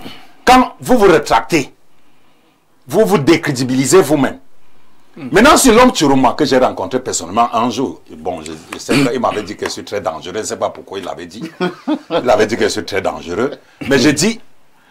Vous avez dans la politique, figure d'un terroriste. Bon, j'ai grandi dans la guerre. C'est normal. Les Tchadiens sont des gens qui ont grandi dans la guerre. C'est vrai, je suis dangereux. J'ai grandi dans la guerre. C'est une zone où... moi, j'ai même pris... dangereux. Oui, je suis très dangereux. J'ai même pris une balle. À Bamenda, j'ai pris une balle. Aujourd'hui, je soutiens le président parce que j'ai estimé que ceux qui sont en brousse on fait fausse route, qui revient, qui dépose les armes. J'ai réussi à faire déposer moins de 2500 en bas, on déposer les armes grâce à moi. Ça, ce n'est pas le débat. Je voulais dire que vraiment, peuple camerounais, restez tranquille, n'écoutez plus Issa Tchiroma Bakari, n'écoutez plus le groupe de Douala. Paul Biya, c'est le meilleur choix. La contre-campagne de... Non, ce n'est pas la contre-campagne, c'est des données. Je vous ai présenté les données. S'il vous plaît, les données, c'est quoi? Les données scientifiques et empiriques. Le RDPC comptabilise au moins 3 millions qui peuvent élire le président. On a compris. Tchiroma ne peut pas mobiliser 200 à 200. C'est des histoires. C'est une intervenir. Hein? Oui, je suis d'abord agréablement surpris de savoir que Dr Cho a annoncé son changement de camp sur ce plateau. Je sais que Dr Cho fait partie de ceux-là qui... sur des plateaux de télévision, on tirait à boulet rouge sur quelqu'un comme moi pour les postures prises, déjà ton frère d'armes.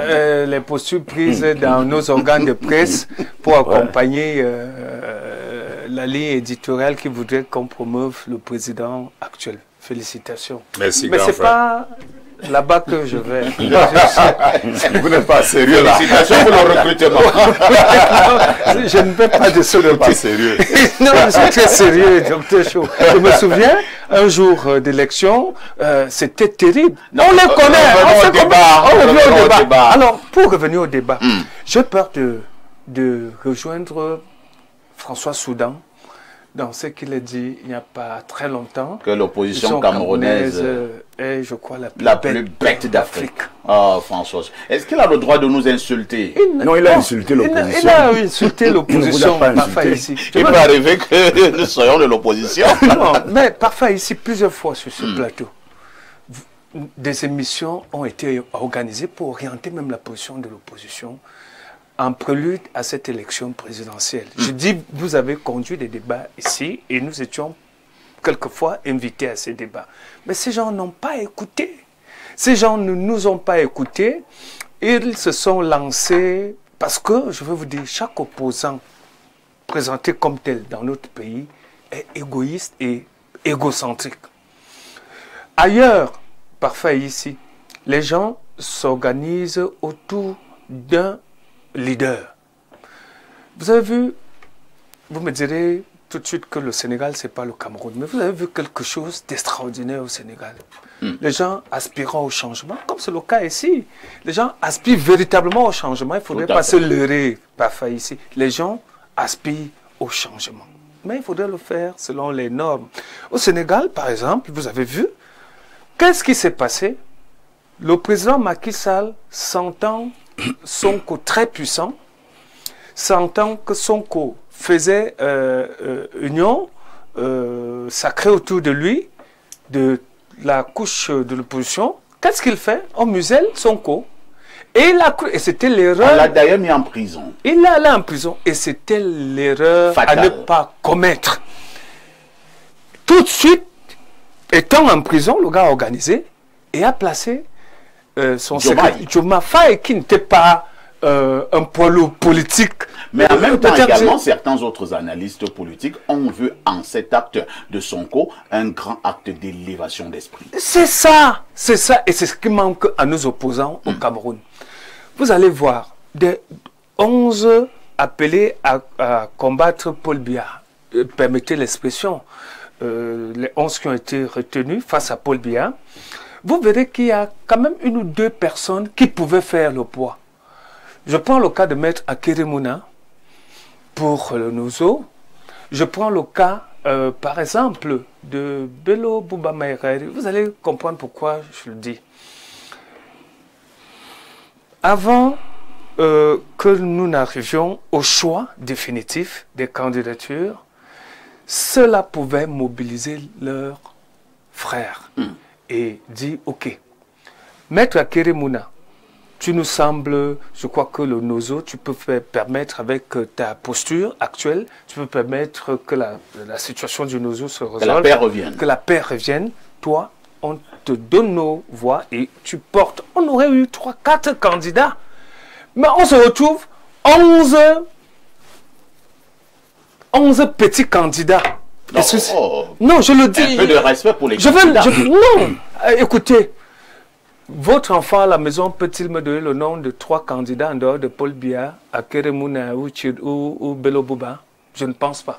Même dans votre télévision ici, prenez un journaliste lambda. On connaît Cabra Libi, on connaît Espoir Matomba, on connaît l'honorable Kouemo. Connaître dans quel sens? Connaître qui sont politiques et qui sont des candidats. Ils sont puissants? Ils sont candidats. Qu'est-ce qu'ils représentent à l'heure actuelle au Cameroun? Je ne pense pas. Notre objectif, je crois que lorsque vous avez mis le sujet sur la table, ce n'était pas de désigner celui qui pèse le plus, mais c'était peut-être d'amener les Camerounais à comprendre que tous ceux qui sont là n'ont pas voulu du changement.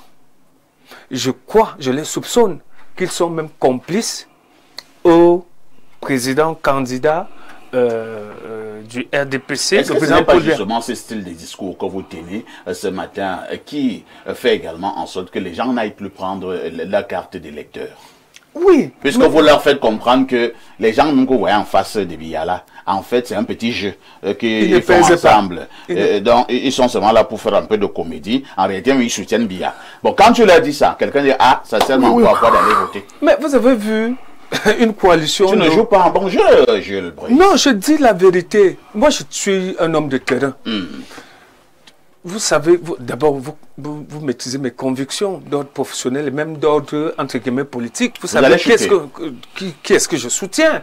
Dr Cho m'a rejoint poliment et gentiment. Je suis content. Mais je veux vous dire, parfois, il faut dire la vérité. Et je crois que Bernard, on est ici sur le plateau, est victime de son langage véridique. Malgré ce qu'on a suivi qui est arrivé à Bernard Ouonala, vous continuez à soutenir le RDPC?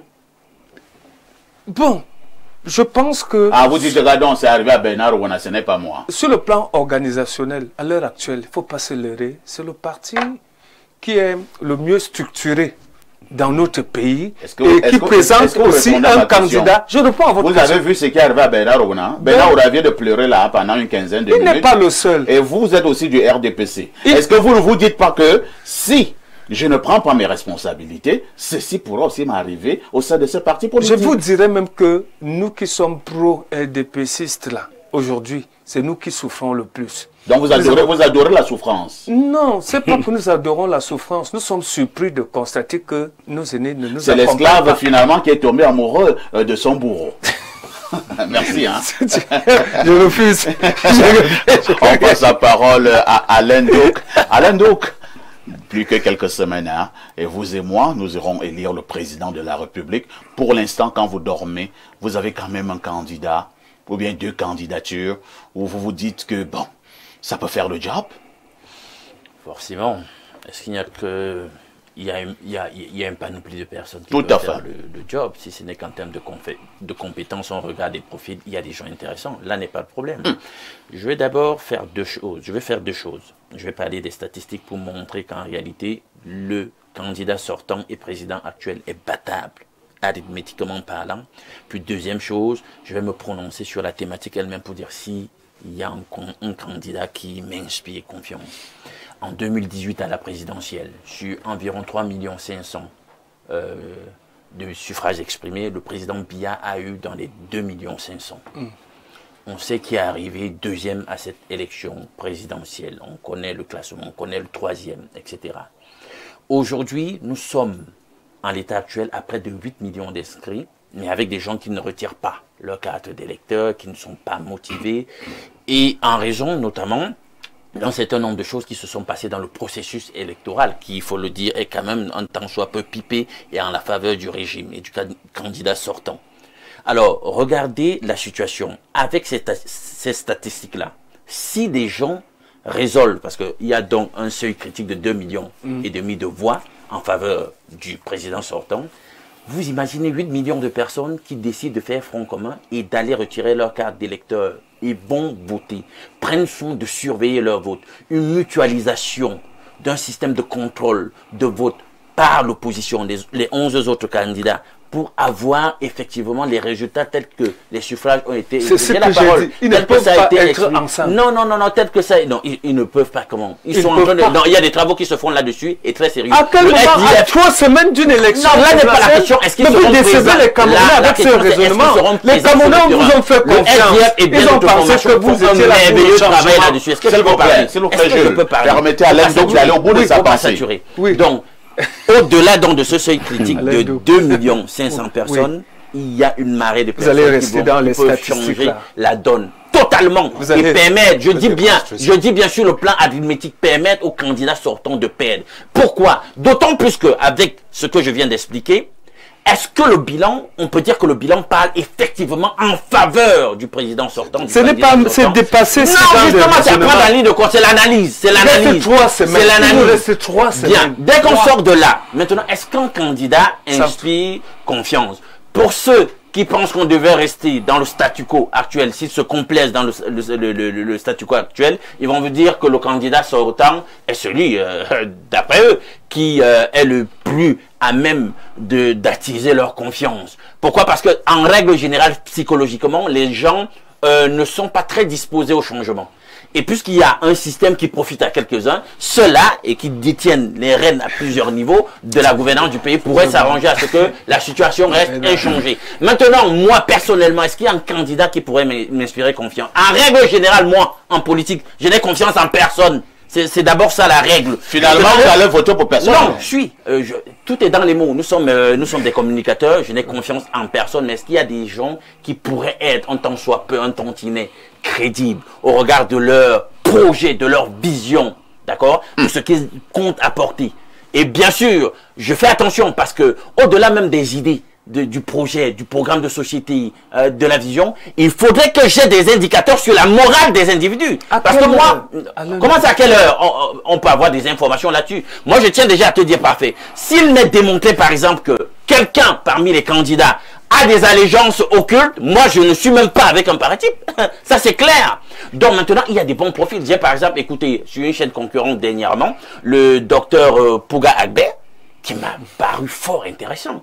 Il y a Akerebouna, qui, d'après certains, pourrait être un bon profil. Et il y a le SDF qui fait un bon travail de couverture territoriale, contrairement à ce que vous dites, qu'il n'y a pas d'autre parti à part le vôtre qui peut arriver à couvrir au travers d'un certain nombre un maillage territorial. Non, le SDF est présent depuis au moins 30 ans et ils peuvent ce n'est pas de ça qu'il s'agit. Et mutualiser les forces avec les autres. On vous dit, monsieur permet de correctement le faire. À 3 semaines d'une élection présidentielle. Est-ce qu'il y a un candidat? Le temps de parole de Alain Douk. Oui.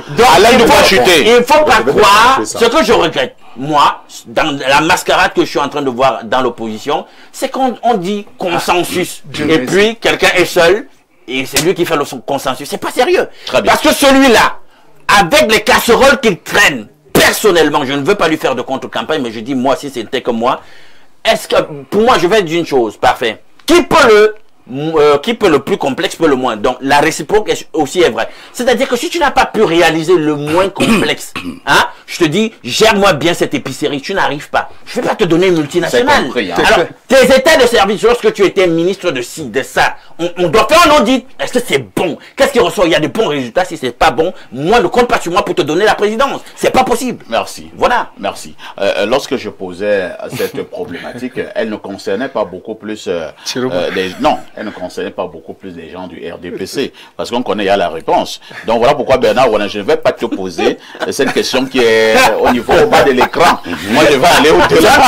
Sur le plateau. La question que je vais vous poser est celle de savoir, est-ce qu'il est quand même possible, si je m'en tiens aux éléments, hein, presque arithmétique que Alain Douk vient de faire savoir, est-ce qu'il est possible que le président puisse quand même être en difficulté? Oui, en temps normal, c'est une élection. C'est une élection, le président peut ou pouvait être en difficulté, pouvait. Et comme quelqu'un a parlé du temps ici, a convoqué le temps et les hommes, il faut relever que je vais reprendre un peu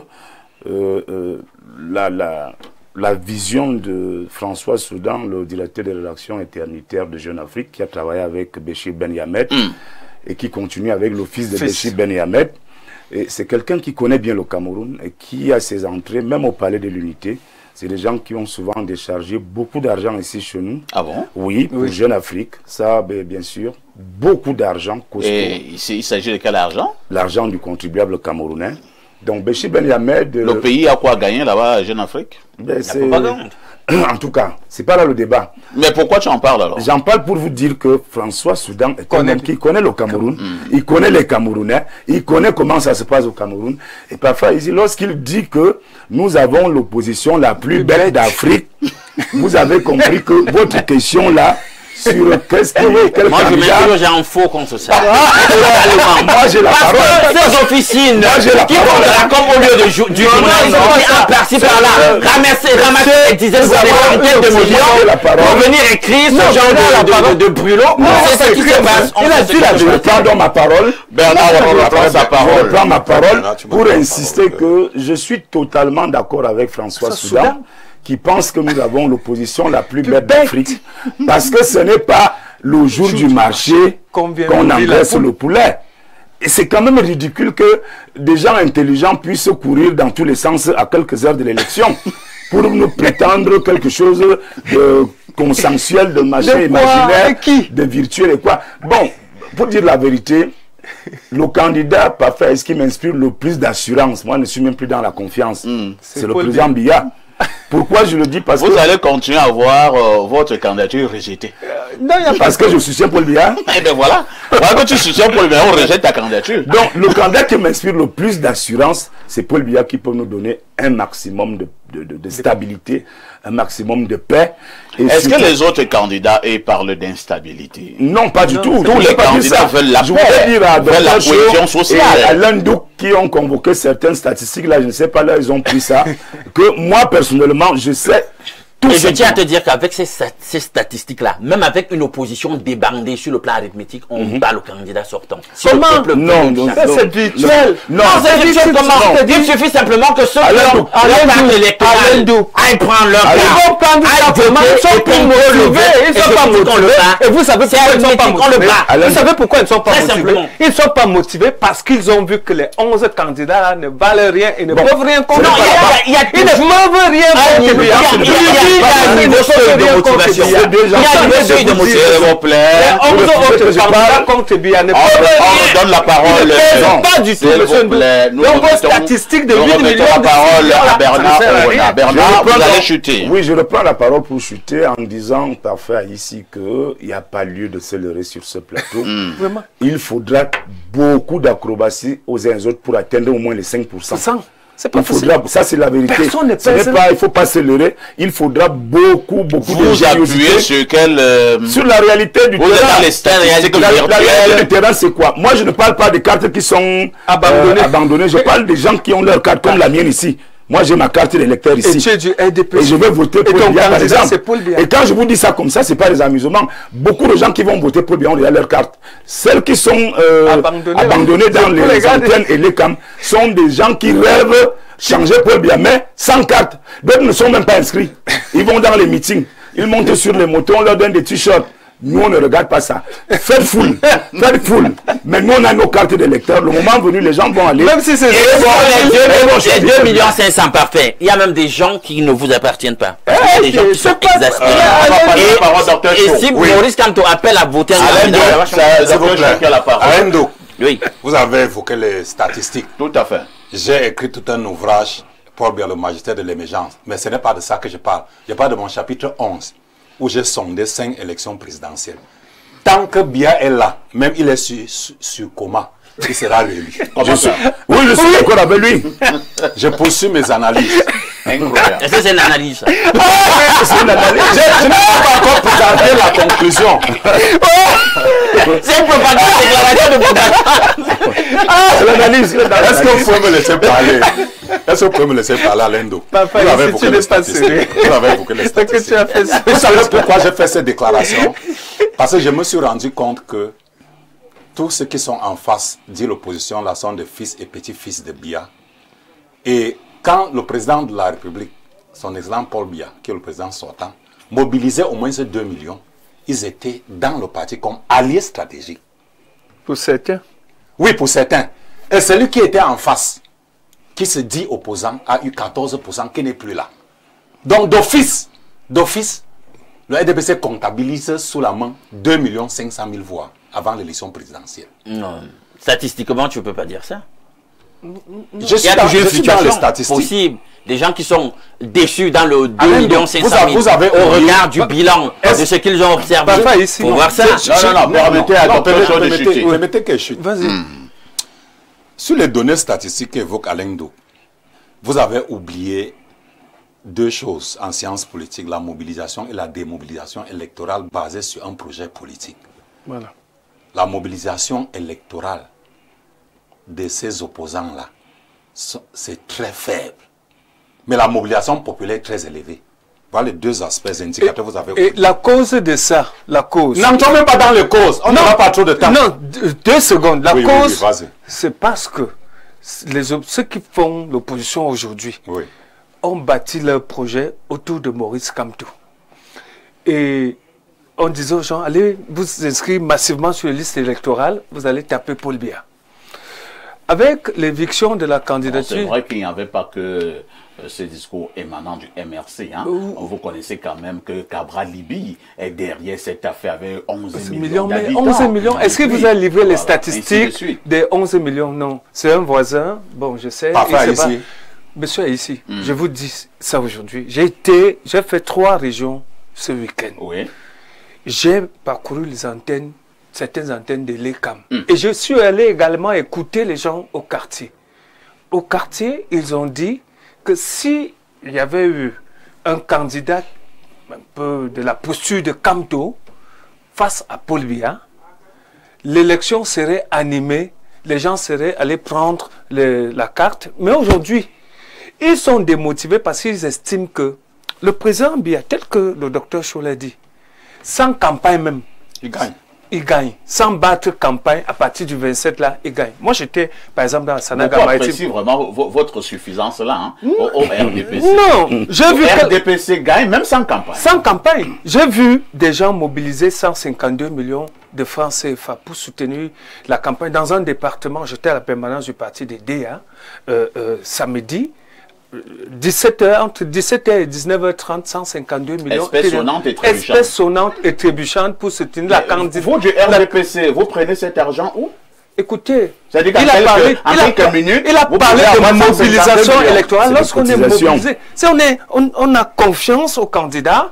En face, on aspire à mieux être. On peut avoir les noms de ceux qui cotisaient? Bon, je commence. La qualité, allons-y. Dans ton département, un ministre a cotisé 25 millions. Oui. Dans ton département, la même fois quoi. Un ministre a cotisé 25 millions. Et les questions, c'est moi qui les pose. Oui, je peux vous dire. J'étais dans la salle. Nous sommes partis d'un chercheur d'emploi qui a donné 2000 francs CFA.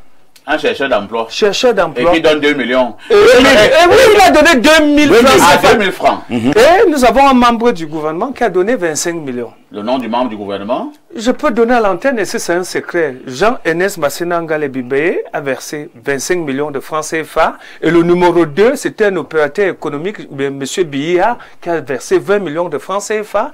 Et c'est parti, les 1000 francs, les 2000, les 100. Je vous dis, j'ai vu quelqu'un qui cherche l'emploi qui a donné 2000 francs pour soutenir la campagne. Dites-moi de l'autre côté, des 11 autres candidats, est-ce qu'ils ont des gens qui peuvent soutenir leur candidature, même pour 100 francs CFA? Docteur Cho, et on va lire les messages. Juste en une minute. Pourquoi je dis que le président Paul Biya est le meilleur candidat? Parce qu'on aura la paix. Parfait, ici, ceux qui se baladent partout disent qu'ils veulent... Quelle paix? Tu parles de quelle paix? Ceux qui disent partout candidat consensuel, candidat unique là. Est-ce que vous savez que par derrière, ils partent demander le poste de Premier ministre? Ah bon? Oui, ils négocient. Bien sûr, il y a des négociations en cours. Ils négocient. Est-ce que je peux avoir le Premier ministre? Vous voulez parler de qui là? Je vais vous donner le nom en offre. Eh, parfait. Ici, vous voudrez encore que j'ai des problèmes. C'est à l'université, hein? C'est à l'université, je ne veux pas avoir de problème. Ça, c'est le premier échec de l'opposition. Deuxième échec, ils ne sont pas tous unis, même voix. S'il y avait candidature unique, on pouvait croire. Ça, c'est le deuxième échec. Donc, candidat consensuel, les autres, Cabral avec qui? Seka, il a avec qui? Les autres sont avec qui? Donc, vraiment, quand on dit que Paul Biya sera réélu, et c'est le cas, enregistrer l'émission, même sans campagne. S'il sera réélu, on aura la paix. C'est pour la stabilisation et poursuivre le projet. Ce qu'Alain dit, ou il l'aime ou il l'aime pas, Paul Biya sera réélu. C'est notre candidat.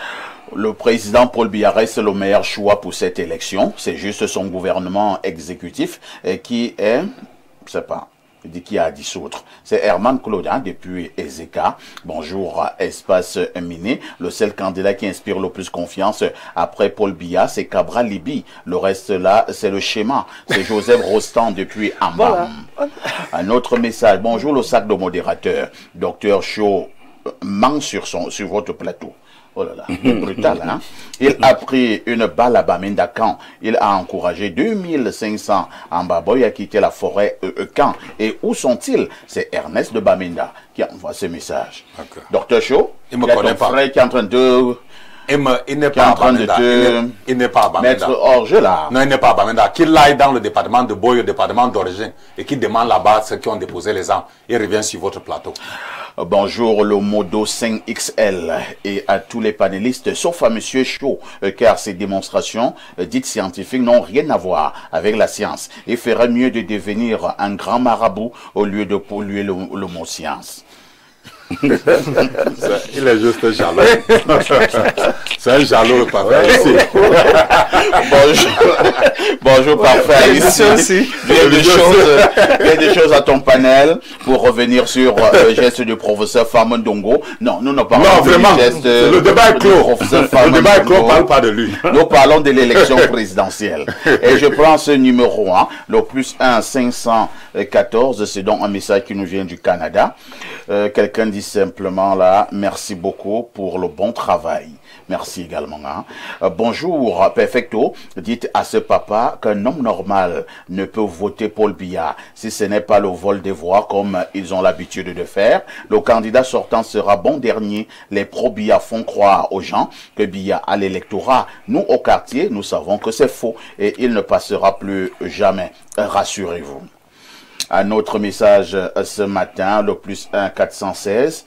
Il s'agit de quel pays là? Il s'agit encore du Canada.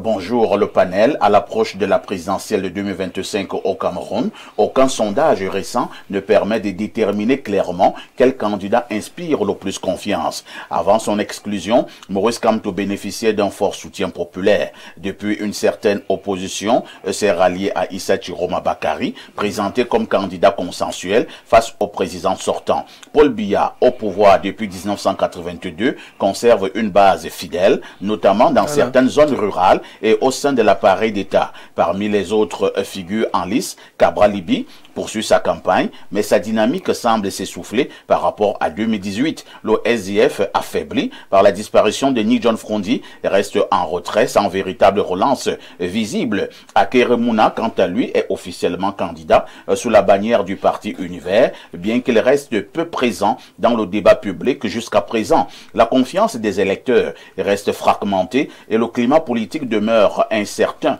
dans un contexte où l'offre politique peine à mobiliser largement. Un autre message ce matin, je vous amène au plus 33, c'est la France. Bonjour Lonkuta et ton riche panel. J'aimerais juste savoir comment et pourquoi ce monsieur en nœud papillon rouge insiste à chaque prise de parole d'écarter Cabral Libi lorsqu'il cite les candidats de l'opposition. Pour moi, Cabral effectue un déploiement remarquable sur le terrain, mais les médias camerounais en parlent peu. S'il vous plaît, dites aux Camerounais que Cabral reste le seul et alors le seul opposant influent. Parlez également dans l'équipe de communication de campagne. Cela signifie donc qu'il y a les quoi dans la communication du candidat. C'est tout. C'est ça la communication politique. Alors, un autre message, allons au 222. Que dit ce message du 222? C'est la Mauritanie.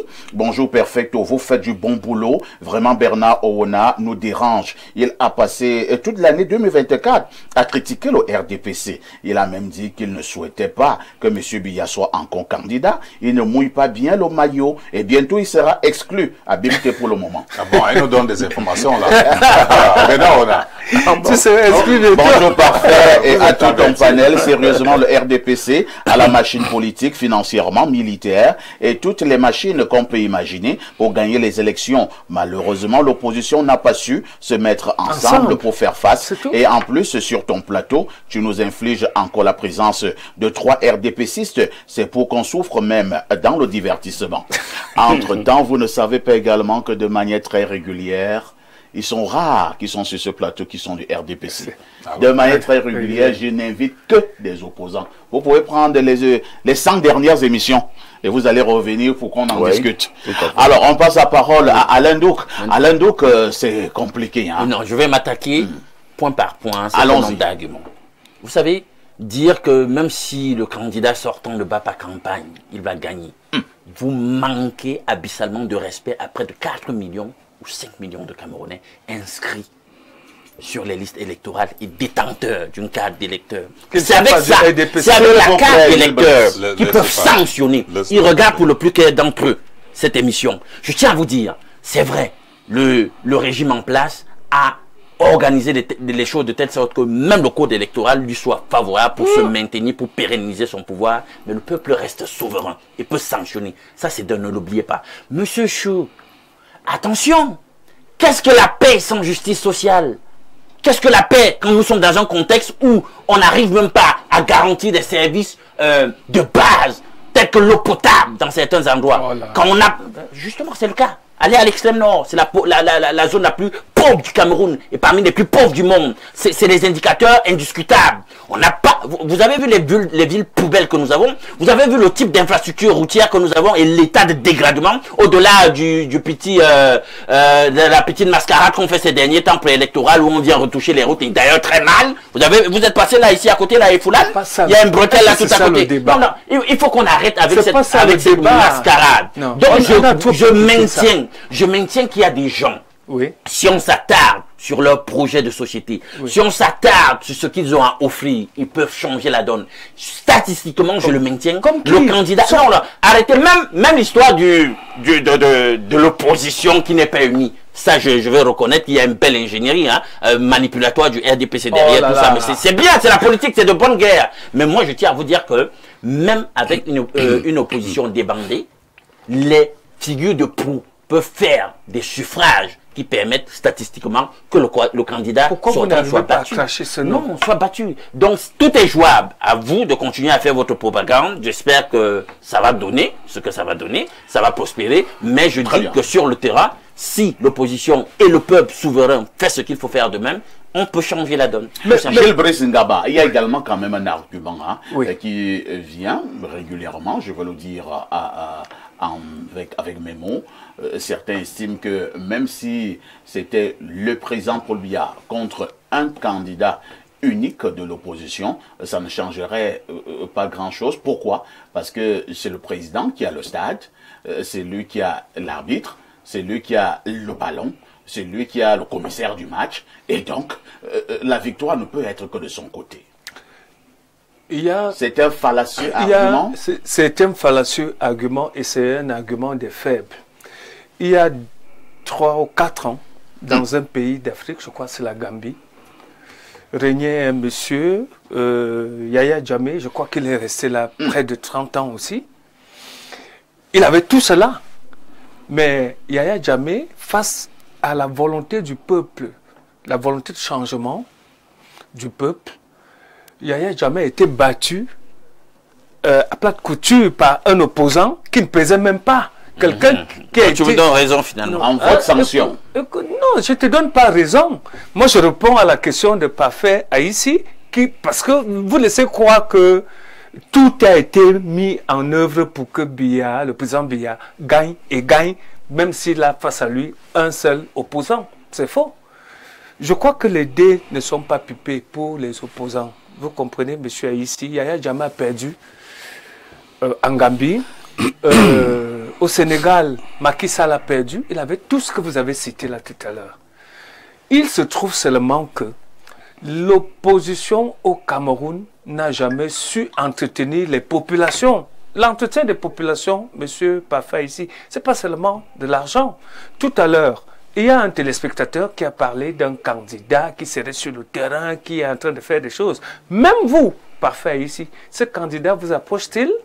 Je crois que vous avez l'une des meilleures émissions au Cameroun à l'heure actuelle. Est-ce que lui-même vous a-t-il approché entre-temps? On le sait, vous et moi. Quelle aurait été la contribution jadis pour que ce candidat puisse avoir de l'aura aujourd'hui? Je ne cite pas son nom. C'est mon voisin d'immeuble et de bureau, mais je ne citerai jamais son nom. Continuez à dire que j'ai le nœud papillon rouge et je ne cite pas votre candidat. Ça ne m'intéresse pas.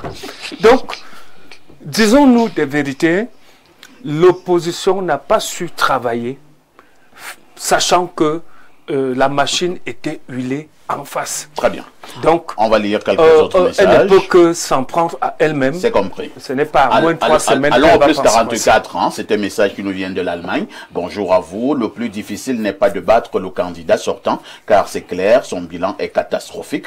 Pour être poli, le plus difficile, c'est de prouver qu'on l'a battu. Selon la loi, seul le PV d'Elekam fait foi. Vous voyez, monsieur Atangana Clément, lire que c'est un autre candidat et qui a gagné.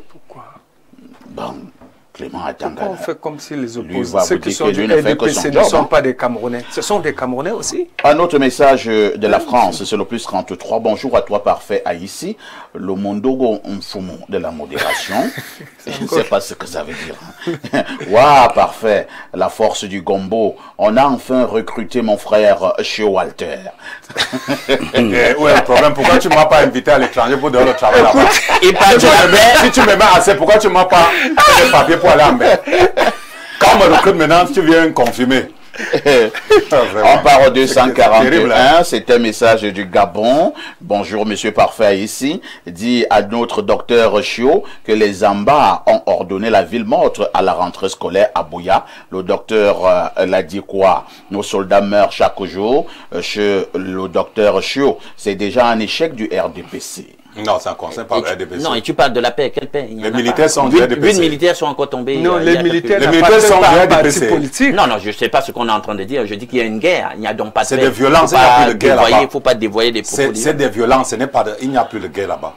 C'est des violences. Un autre message, hein, bonjour Perfecto. Il faut faire très attention avec les hommes en veste blanche. Et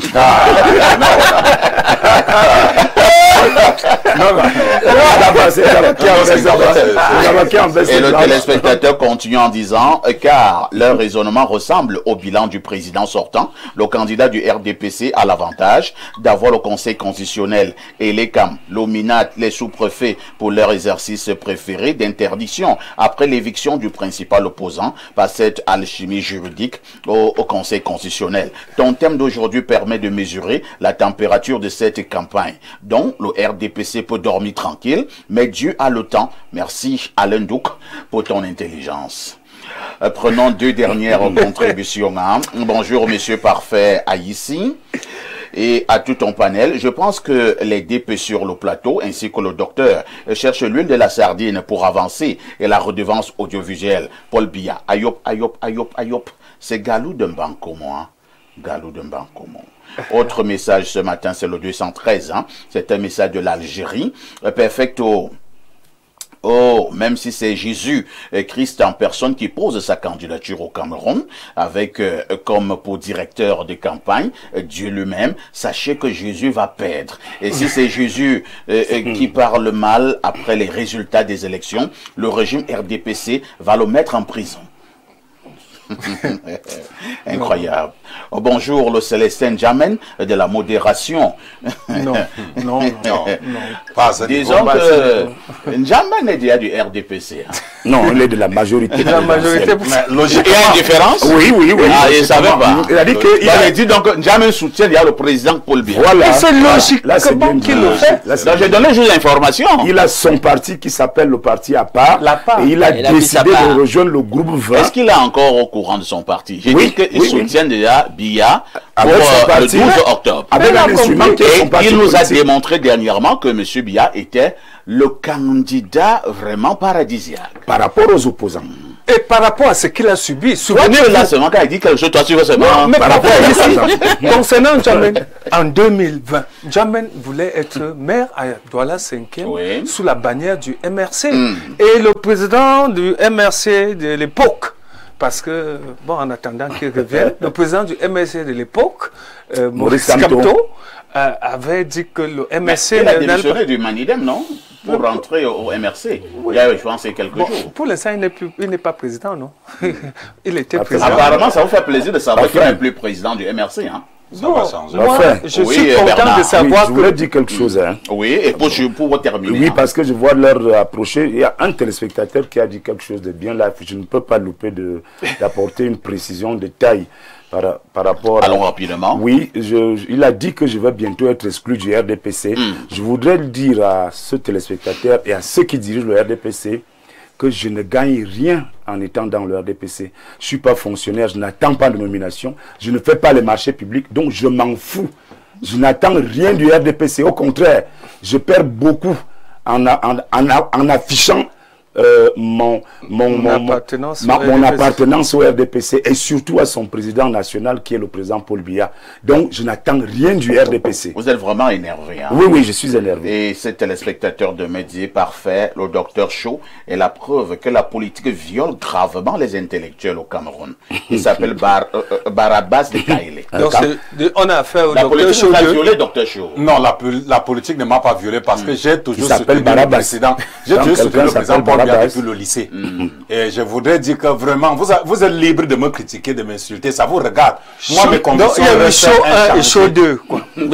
Non, c'est simplement des ennemis de la République. Moi, je m'en fous de tout ça. Je reçois plus de 5000 injures par jour. Ça va changer quoi? Quand tu démissionnes ou ne démissionne pas, qu'il est retenu, qu'il n'est pas retenu, je reste chaud à terre, le président. Ça n'a jamais mis dans ton compte bancaire. Mon frère, je mange tous les jours, j'ai pas de problème. Si tu fais dans la diaspora, pourquoi il ne m'a pas fait les papiers pour voyager?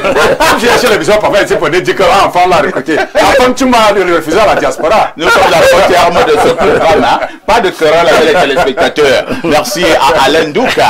Merci à Bernard Ouena. Merci au docteur Walter Chaud. Merci à Jules Brice Ngaba. Ne ratez surtout pas la rediffusion de ce programme tous les soirs à partir de 22h30 avec tout ceci.